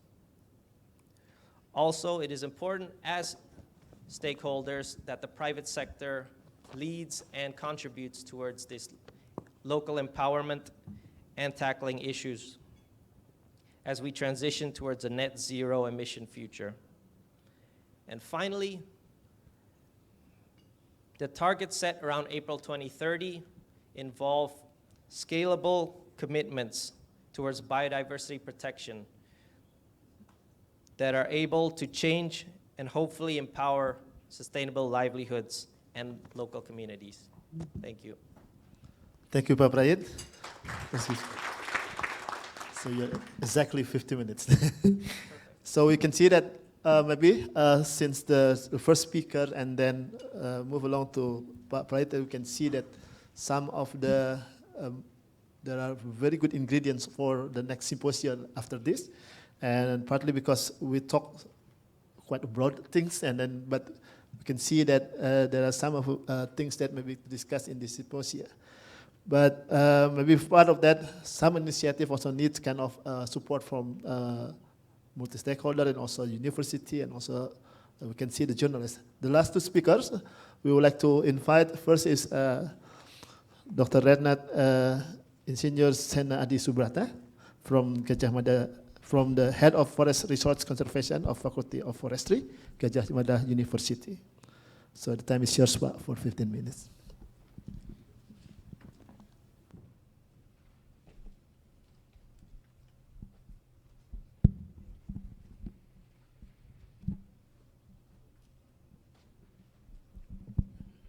Distinguished guests who attending this meeting, both online and offline.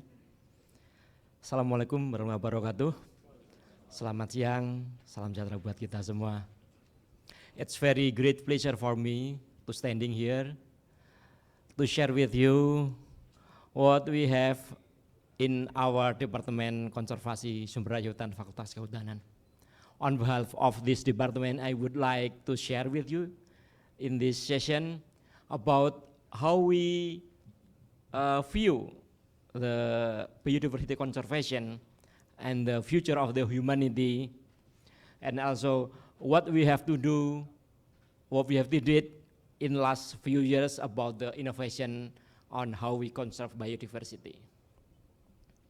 Okay, next slide please. Next slide. Okay. From the previous speaker and many news, we know that biodiversity right now is being threatened. We know all these news every day, even in not sometime we attend meeting that not related to biodiversity, but sometimes we also hear that biodiversity is being threatened. All these problems actually very complex. This complexity is due to the huge diversity of Indonesian micro biodiversity. It means that we have many biodiversity and we also have many interaction, and we call it complex. All this complexity rooted from the growing demand of natural resources. We know that our population in the earth day to day, time to time is always growing. It means that we also need more resources to exist in this only one earth. Therefore, when we would like to think to solve the biodiversity problem, we should address also the root cause. It means that when we would like to address the biodiversity conservation, we should address also the human need to exist in the earth. Previous slide, please. Okay, here I present you the conceptual framework that we have in our department, how we view, how we see the biodiversity and the humanity. This conceptual framework is actually not only work for biodiversity in certain ecosystem, just for example forest, but this is applied to general ecosystem. As an ecologist, we always start with observing the structure of the ecosystem. This one, this structure, and after we know the structure of the ecosystem, we move to the function of the ecosystem. And after we understand the function of the ecosystem or part of them, we move to the ecosystem service. This one, the ecosystem service in the center, this is the most important one that the many people talk about it. I would explain first about the supporting system. This is the most important thing among the ecosystem service. We frequently heard that ecosystem service consists of 4: supporting system, provisioning, regulating, and control system. But actually, supporting system, or in Indonesia we call it sistem penjaga kehidupan. This is the first one, that the most important one. Supporting system, it means that the ecosystem provides some nutrient cycling, soil formation, primary production, and after the supporting system is established, then the supporting system will support provisioning, regulating, and cultural value. So this is the ecosystem service that are very important. And after we understand the ecosystem service, we move to the benefit. It means that something that some people got from the ecosystem service, and after they got the ecosystem service, they get the values. This is the general scheme that we in our Department of Forest Resource Conservation conduct and understand how we should manage the ecosystem. And for that, we have some laboratory in our department. First of all, we have lab ekologi hutan, pengelolaan satwa liar, and pengelolaan daerah aliran sungai. This laboratory dealing mostly with structure and function of the ecosystem. And another laboratory, lab pariwisata alam dan pengelolaan kawasan konservasi, mostly working at the benefit and value of the ecosystem values. This is our perspective and our organization. Next slide, please. Next slide. Okay. Next slide. Okay. We see biodiversity is only part of the ecosystem structure. We put the biodiversity in this red box. So, biodiversity is only part of the structure of the ecosystem. Either it's functional, either it's genetic, species, or landscape. All this biodiversity, we put it in this small part of this whole scheme. The next, please. Next slide, please. And then this is more scientifically. Okay, after what I want to show you that we put biodiversity only in this start of the scheme. It means that biodiversity is the basis of all the ecosystem service, benefit, and value. Next slide, please. Next slide. Previous. Okay. What I want to say that if we would like to address the biodiversity crisis, biodiversity problem, we should start with what is biodiversity is and end it with the value. This is the important thing that we understand, that we view how we should resolve the biodiversity crisis. Next slide, please. Okay. What we do in our laboratory, in our department, is that we would like to create innovation that practically achieve the value. It means that what all the innovation should end it at the values and scientifically acceptable. It can be policy, modification, both biotic, abiotic, and social.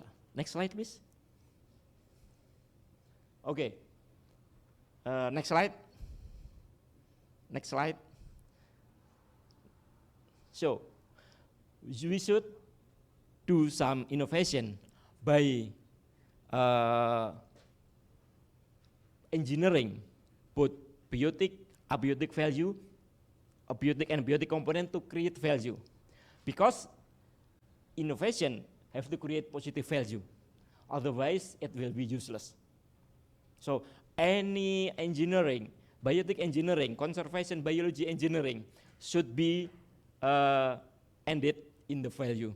What I mean with value is that value is a perception of human about the benefit that he or she get from the ecosystem. So just for example, if we would like to create some innovation, just for example, if we would like to create some regulation, the regulation should be end up in the value that will have by the human. Next slide, please. Okay, next slide. And the second one, the second criteria that we would like to innovate is that it should be scientifically acceptable. Next slide, please. Next. Okay. We break down all these steps into 5 steps. In each step should be evaluated. When we evaluate each step, it means that our research. So actually, if we would like to do some research, we should consider that where the position of the research. Just for example, if we would like to evaluate in this one, it means that biodiversity belong to this step. So if we would like to conduct some biodiversity survey, it should be include what the function of the biodiversity.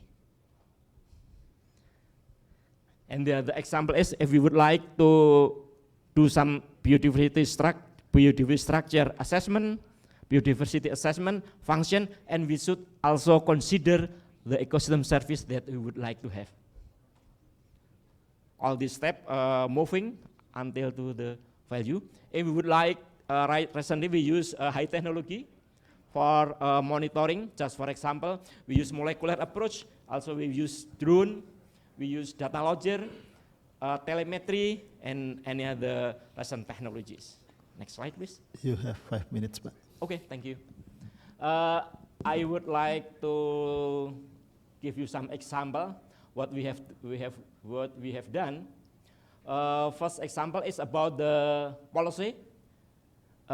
We have already done some or assess local people to conduct local regulation perdes to avoid illegal logging or illegal wildlife. And another example is we also doing some modification how we plant mangrove to avoid abrasion and also provide some fish nursery. And we also do some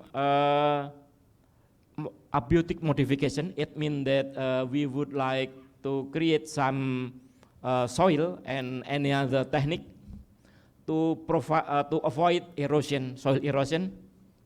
And we also doing some social engineering to campaigns about the conservation of flora and fauna. Next slide, please.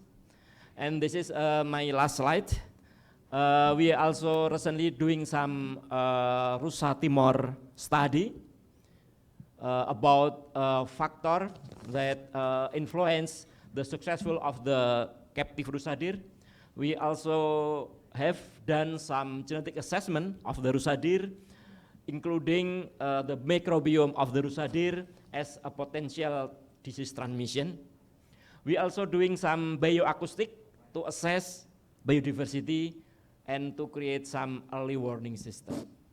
Okay, this is what I can show you about our organization and innovation. Hopefully what I share will attract you to collaborate with us, because we always happy, always welcome to any collaboration, either in scientific collaboration or also in practical application.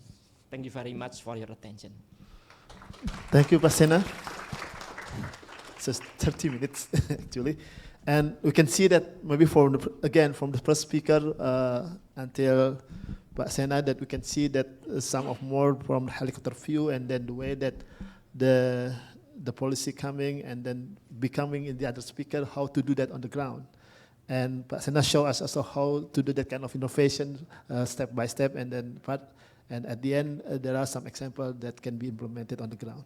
So the next one, I would like to invite Mr. Joni Aswira Putra from Society of Indonesian Environmental Journalists as Executive General. Time is yours, Pak, 15 minutes.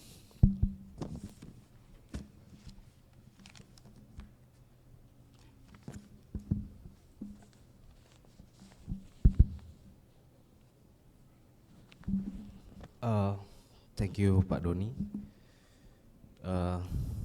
Good morning, all, and thanks for the Forestry of Faculty Universitas Gadjah Mada. We are happy and great for me get the chance and this invitation to sharing about our perspective, our concern on environmental journalism. So I want to start the next slide. Maybe you can next slide. Next. Next. Next. Next again. Again. Next. Next. Next. Yes. I want to start from here, this slide. What the challenges and opportunity with journalism on mainstreaming climate issue and environmental, including the biodiversity and conservation issue. Next. Yeah, I will explain generally the challenges on mainstreaming climate issue generally. Yeah, if we talk about how the public attention about the climate issue, environmental issue, and biodiversity, we will talk about the public awareness. This is one of the challenges. Public awareness on climate issues is very, very small. So the next challenges is climate issue polarized by politic sentiment. I will explain it in the next slide. So this is very, very urgent and crucial for us now in our business. The challenges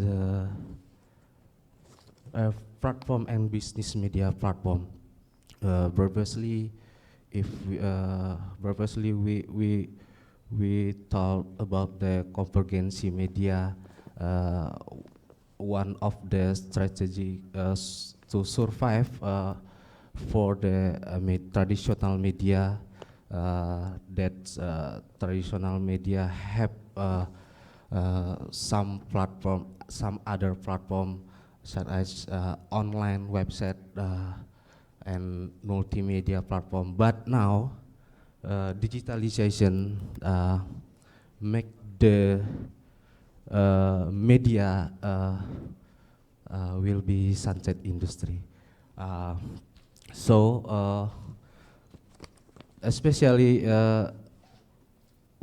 if we talk about the advertisement, previously media is publisher, media is distribution, content distribution, but now media is only publisher, as a publisher, and the distribution, content distribution controlled by digital platform like Google, Meta Group, and others. So that,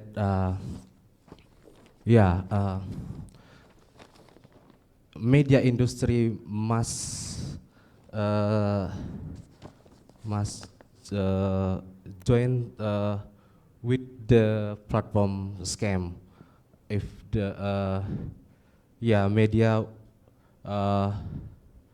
must talk about the rating, page view, and others. While the keyword for the climates, keyword for the conservation, keyword for biodiversity, until now very is small in the digital platform. So the next challenge is climate issue or conservation on biodiversity scientific base for us, and so that make the gap on dissemination of issue from the expertise to public. So the next challenges is coverage of climate issue and natural resources or biodiversity need high costly. Why journalists must access the remote area and meet the more people on the frontliner buffer and at buffer zone location.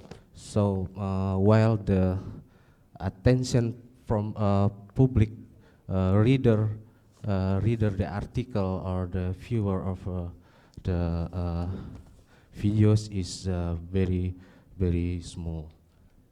So the challenge is limited access to data and expert, and so this is very important for us.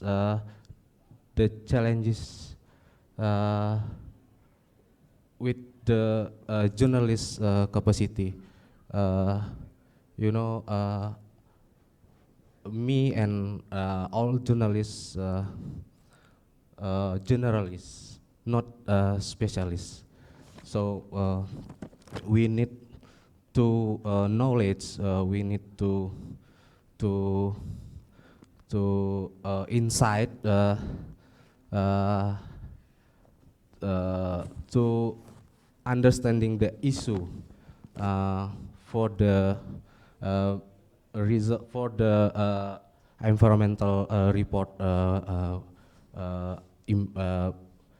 impactful. So climate issues and biodiversity or conservation not friendly with algorithm, and so the challenges, of course, safety aspect. We know if we report, if we cover the natural resources or environmental issue, usually related to the economic activity. There is actor. Sometime the activity there is scandal, controversy, conflict, and others. Therefore, for us, safety journalists, one of the challenges for mainstreaming the issue. Next slide.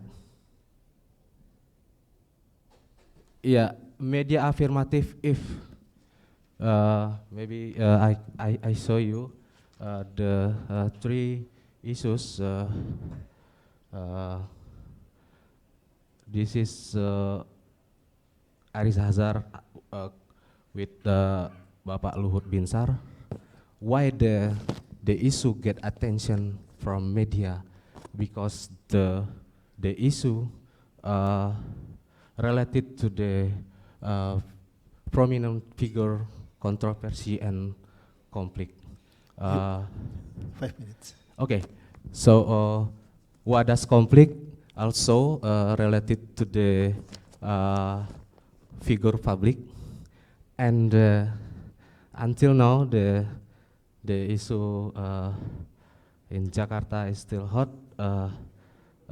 related to the magnitude or the proximity in having in Jakarta. Next. Yeah, next. Yeah, this is knowledge, public knowledge about climate change. Indonesia. Yeah, Indonesia. Yeah. Number 6 So, from yes. below, yeah. So next slide. Yeah, I show you the reset YouGov, that's Indonesia more hike the perspective Indonesian people about the climate change. So next slide.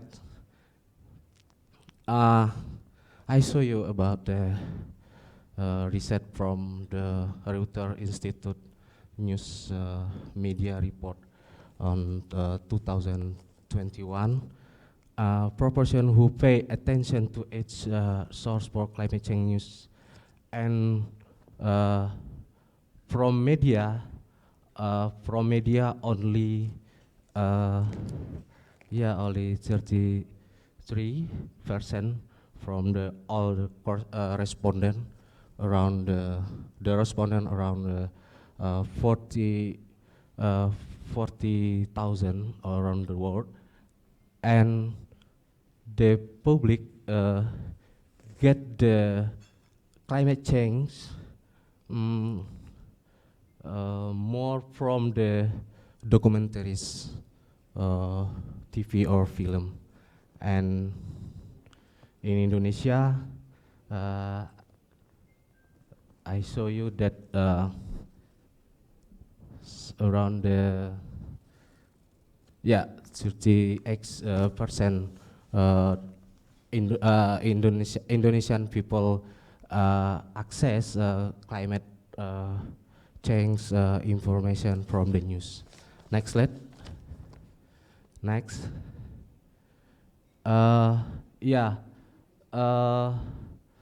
Media on conservation and wildlife. We based on the experience, all journalists and media use the approach cover the conservation and wildlife issue. Illegal trade or wildlife crime focus. So we use the approach the supply chains. We approach the method of lifestyle angle perspective, lifestyle mindset. So approach with the law enforcement, conflict, and education. Yeah, you have 1 minute. Okay. Maybe final slide. Next. Next. Yeah. Purposely. Yeah. Maybe we see the opportunity and strategy. The opportunity, we know the increases young people on climate issue. Awareness is very, very good. Based on the indicator politik Indonesia research 2 years ago, more the young people get attention the climate crisis awareness. We have the opportunity related to the national determined contribution NDC and heads last year. Transition energy commitment and political years momentum. Why we mention political years momentum? This is the all candidate want to talk about the environment and talk about the climate crisis. How the strategies? Yeah, we find important for us to find, especially the expert, find the rubrication or media segmented for the climate issue, for the biodiversity and conservation. We also use the solution journalism approach, and sometimes we use the investigative report approach, and now the very important for us is how to create the content issue content disseminated with the multimedia storytelling method, so optimize social media and community engagement. I must stop here. Sorry for that. Yeah, that's from me. Thank you. Thank you, Pak Johnny.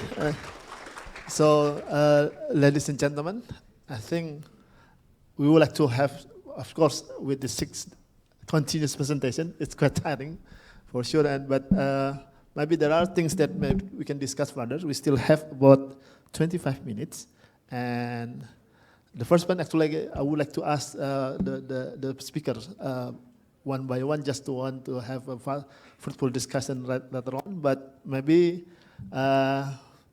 we will give some chance to all of you to ask the question. We will have the first 2 questions. But before that, I would like to confirm, Pak Rasio Ridosani and Bu Indra, are you still in the online chat, or could you please committee to look at the account? Okay. First, maybe I would like to give the opportunity. There are maybe different participants here that coming to this meeting. Maybe I would like to ask 3 different representatives. If you want to ask, please raise your hand. Please inform your name and then from your affiliations. Anyone? Okay, 1, 2. Okay, so the committee, please share the microphone, or this one maybe. Yes. Thank you, moderator. My name is Iwan Kurniawan from UNDP, and thanks to all the speaker, presenter. The presentation is very inspiring, a lot of knowledge and also lesson that we can took from this discussion. My question is about what is the best strategy in changing the behavior to support or to successful protection of the wildlife biodiversity conservation. I think this is quite important. A lot of the effort that has been conducted by the government, by non-government. So, yeah, the question is, what is the best strategy to changing the behavior at different level of the stakeholder? Thank you. Would you like to ask to all speakers? Yes, all speakers, from the journalists, maybe for the policy, and also for the private sector, on how to increase the commitment or sustain the commitment from the private sector in this area. Thank you. Okay, second one. Ya, panitia silakan mic-nya.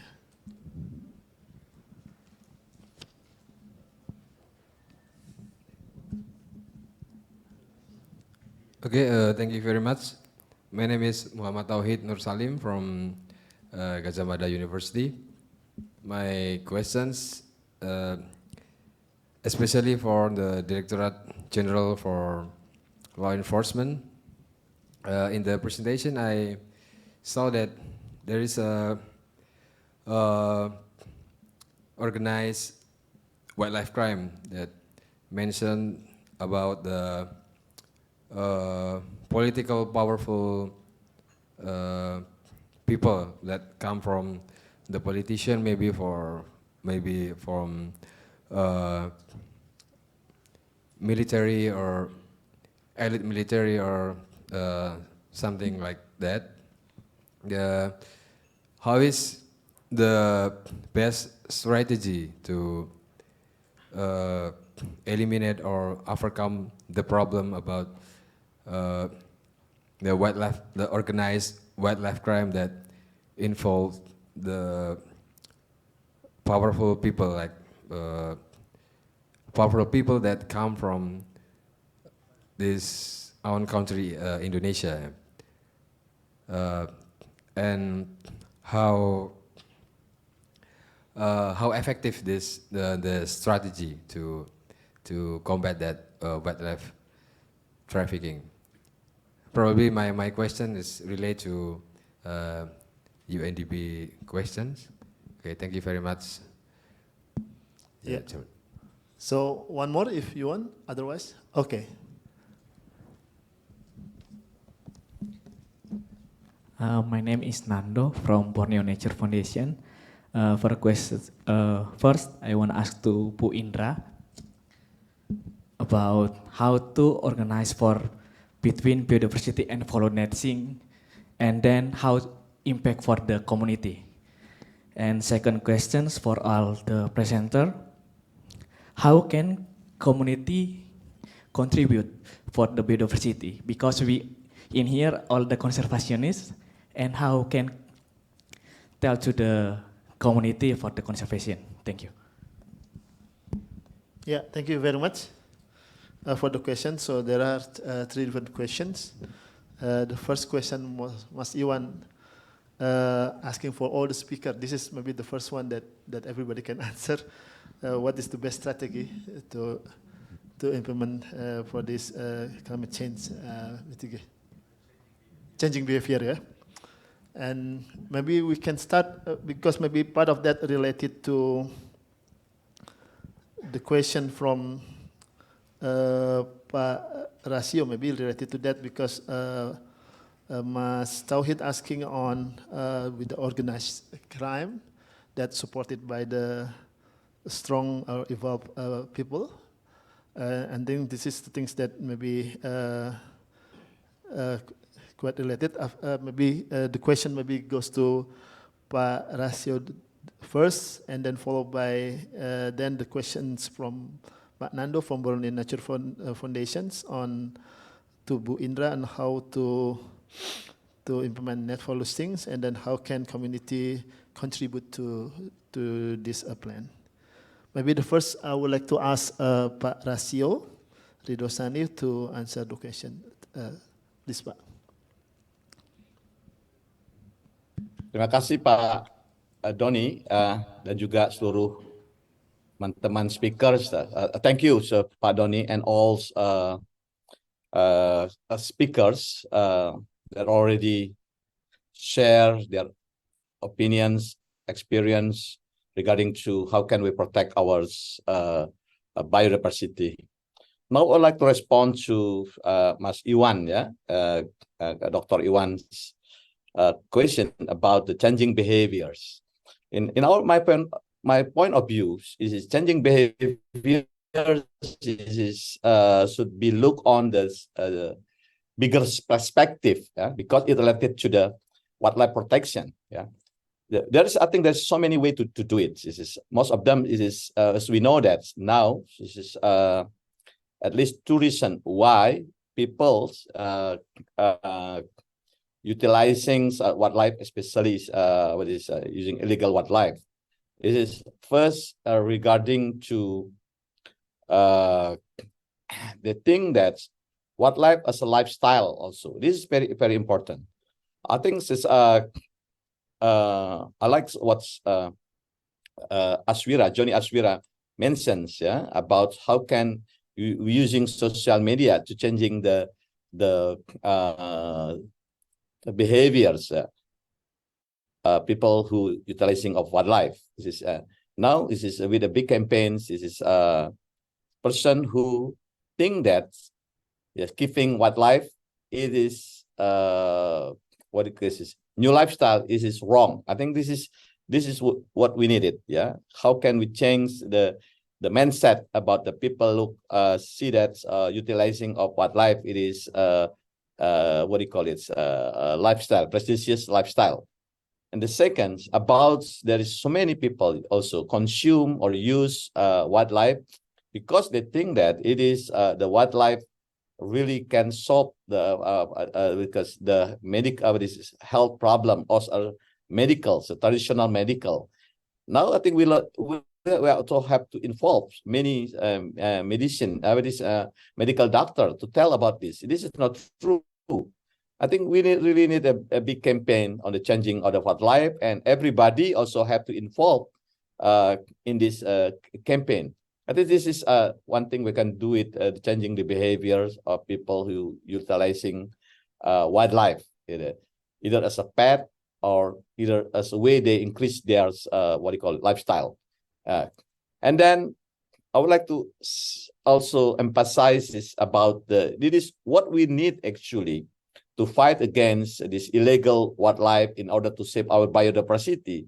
We really need this integrative approach, yeah, from preventions, yeah, demand reduction, also the governance system in the trade, as well also governance system in the conservation activities, as well also law enforcement.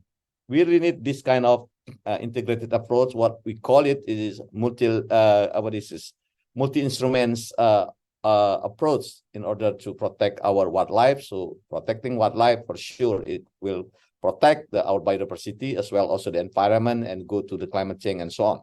It is that the way we do it. We really need to look in the integrative approach. And the second, how can we dealing with that power exposed persons? Yeah, this is one big challenge also. There's many ways to do it. I think the role of media also very important.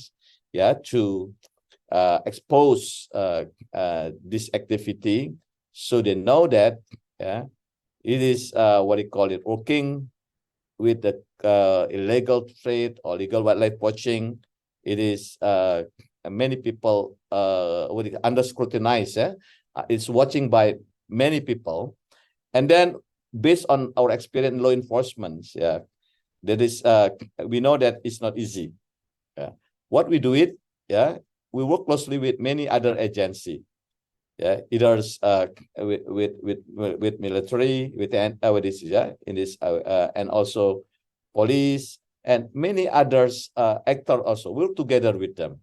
Yeah, this is the way we have to do it, including for sure also we have to involve people, academicians like Pak Taufik and his colleagues, and then how can we work together to reduce the temptation and the opportunities is people want to get involved in what do you call it, this organized crime.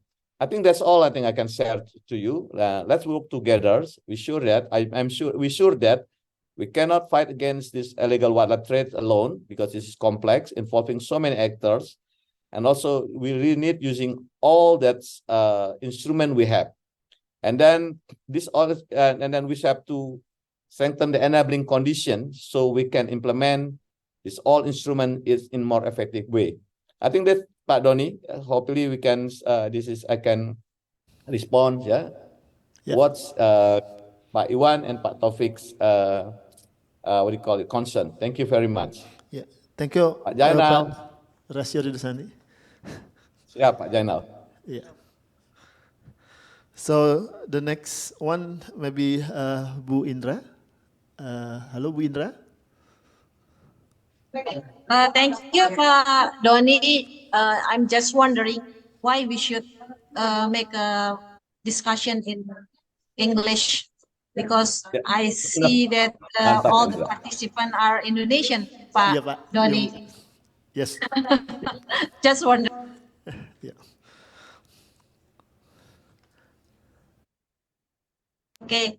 The first question is about how to change the behavior among us. So I just want to make sure what is the Pak Iwan said that we have to change our behavior rather than we talk about how to make all people aware about the biodiversity conservation, because I think that it's not just changing the behavior. Changing the behavior is maybe it's not just our mind to set up that biodiversity conservation is an important thing, but also I think that attitude is also important. While we are talking about the biodiversity conservation, then we know that biodiversity is not just as an like how to act, like we love the animal, like we have to care the animal. It's not just like that. Changing the behavior also how to change the mindset of the how to facing the how we are facing the biodiversity, because I said in our presentation that the changing the mindset is more important than just changing the behavior.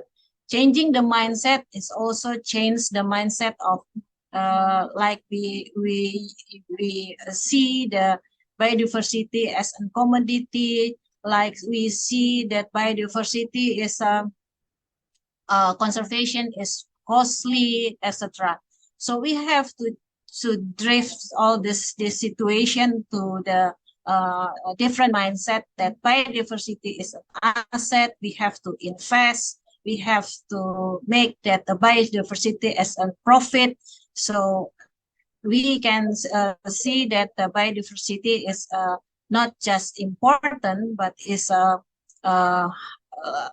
like we see that asset is not just an important that we have to protect, but we have to see that biodiversity also could be used as a sustainable utilization. That's my opinion how to change the behavior. And I see that the change behavior is not just change the behavior, but we have to change also the mindset of the how we protect the biodiversity. And then the second question is about the how to engage the local community related to the follow netting, because like I said in our presentation that like an example, genetic resource is also associated with the traditional knowledge. This is a linkage between biodiversity with the local community, because traditional knowledge is also important how we can engage the local community, and how we can create a program and activity as a program and an activity to mitigate for the climate change. We can see that the biodiversity is not just only program and activity, but is also as an indicator for the follow netting. When we achieve the global target of the decision of the biodiversity framework, then we can achieve also the target and program target on the Convention on the Climate Change. So the target and indicator for the climate change is linkage with the global target in biodiversity. So we can see the linkage between the biodiversity and the climate change is not just only develop the program and activity for the mitigation, but also as an indicator the success of the climate, the success of the reduction of the emission of the carbon. Then we can see while we reduce the emission, then we can see the biodiversity would be improved as an important thing for the global climate change. That's my opinion. Thank you, Pak Doni.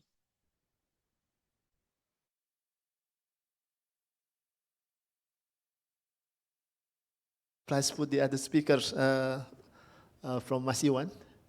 I would like to ask first Pak Jainal for the first question. Okay, I think, thank you Pak Gani. So, halo Pak Roy, apa kabar? Salam sehat Pak Roy. What that have been mentioned by Pak Roy dan Bu Indra, I think what have been the question of Pak Iwan is underline one thing, the very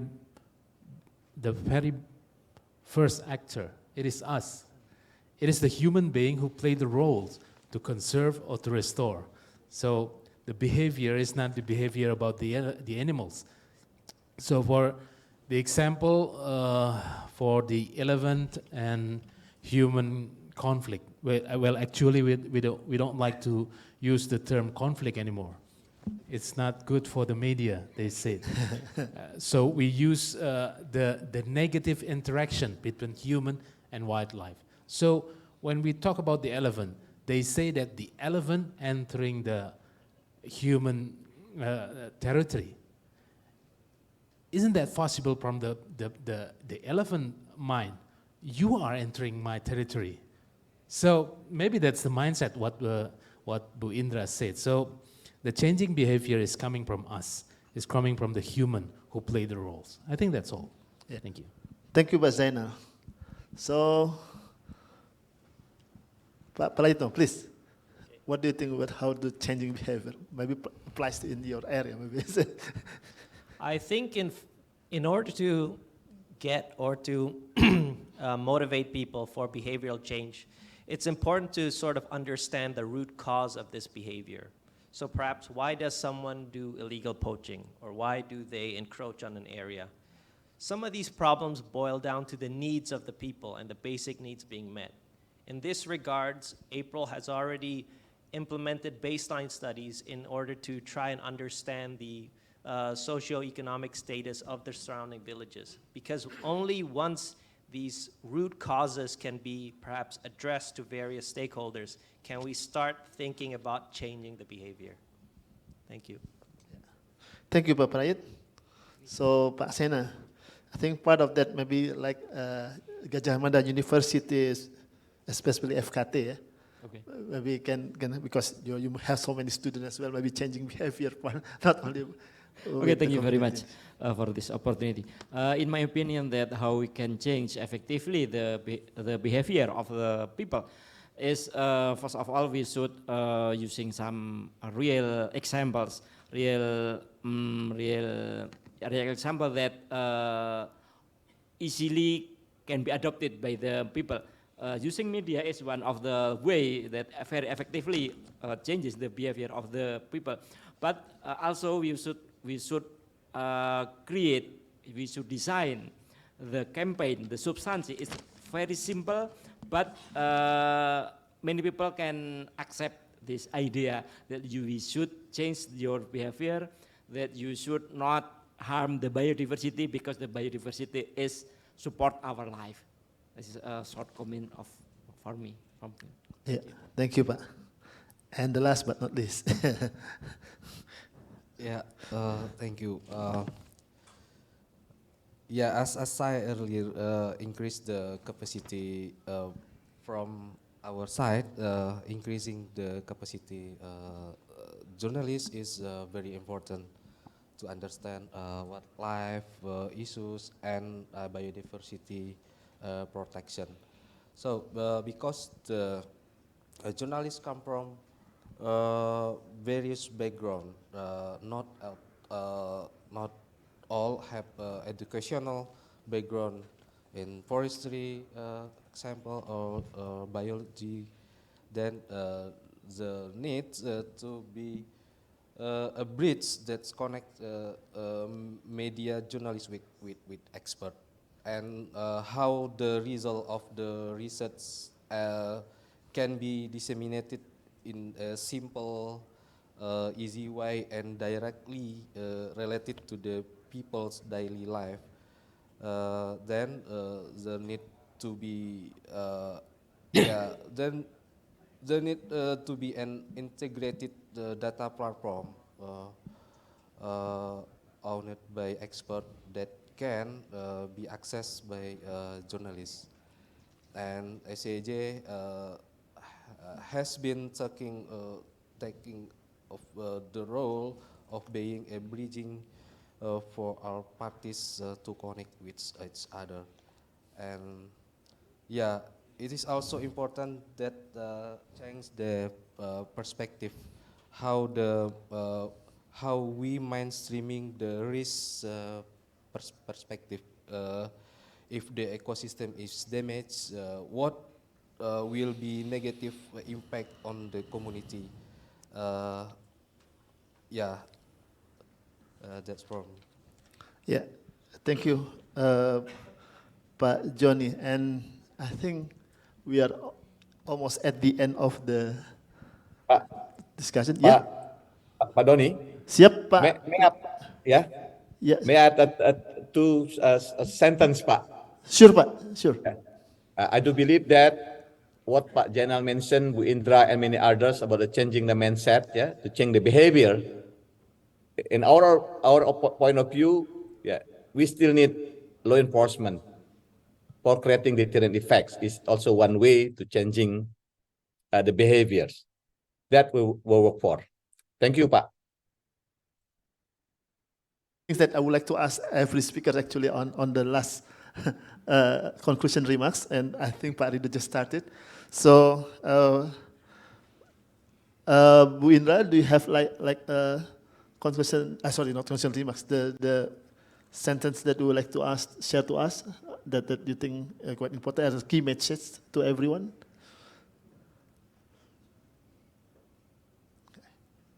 Oh, bukan udah. Okay. Ya Pak, jadi sorry kan. Yeah. I think the last one. Thank you very much. We can conclude some of things that partly. First, we think that integrated approach on biodiversity and climate should be needed in here. We can see that from all the speakers gives some example, and also partly like Pak Rasio Randy mentioned just now on maybe approach on the multi-layer approach that can also be integrated and implemented in so many levels and layers. And also we think that also best example, best practices, innovative that also can be implemented on the ground will be a key point to share the others about how important the biodiversity conservation and climate change mitigations. And I think, as I said before, maybe if you have last key message for audience, if not, I think your answer just now is the last message that we will share. And thank you very everyone for joining this plenary session. As a chairperson, I would like to thank to everyone, to all the speakers, distinguished guests, and then all the committee that to make this plenary session happen. So applause to everyone, and then thank you very much. Thank you very much to Mr. Chairperson and all the distinguished speakers for the inspirational talk and discussion. Before we dismiss ourselves for lunch break, I'd like to announce the afternoon agenda. So after lunch, we will have 2 parallel symposia, which will be held in this room. So I think the room will be divided into 2 smaller rooms, Arjuna 1 and Arjuna 2. And the Arjuna 1 will hold Symposia 1 under the theme of Biodiversity Conservation and Climate Change Mitigation and Adaptation. And then Arjuna Room 2 will hold the Symposia 2, which will be under the theme Bioprospecting, Biopiracy, and Wildlife Crime. So participants are welcome to choose whichever symposia that they are most interested in. They are also welcome to change room if they would like to. Just be respectful of the flow of the presentation or discussion. Yeah, I think that's all. Allow me to encourage every one of you to continue the conversation about biodiversity conservation during lunch. Lunch will be served outside in the same area as the coffee break. We will back in the room, either Arjuna 1 or Arjuna 2 at 1:15. So thank you very much and enjoy your lunch. Thank you.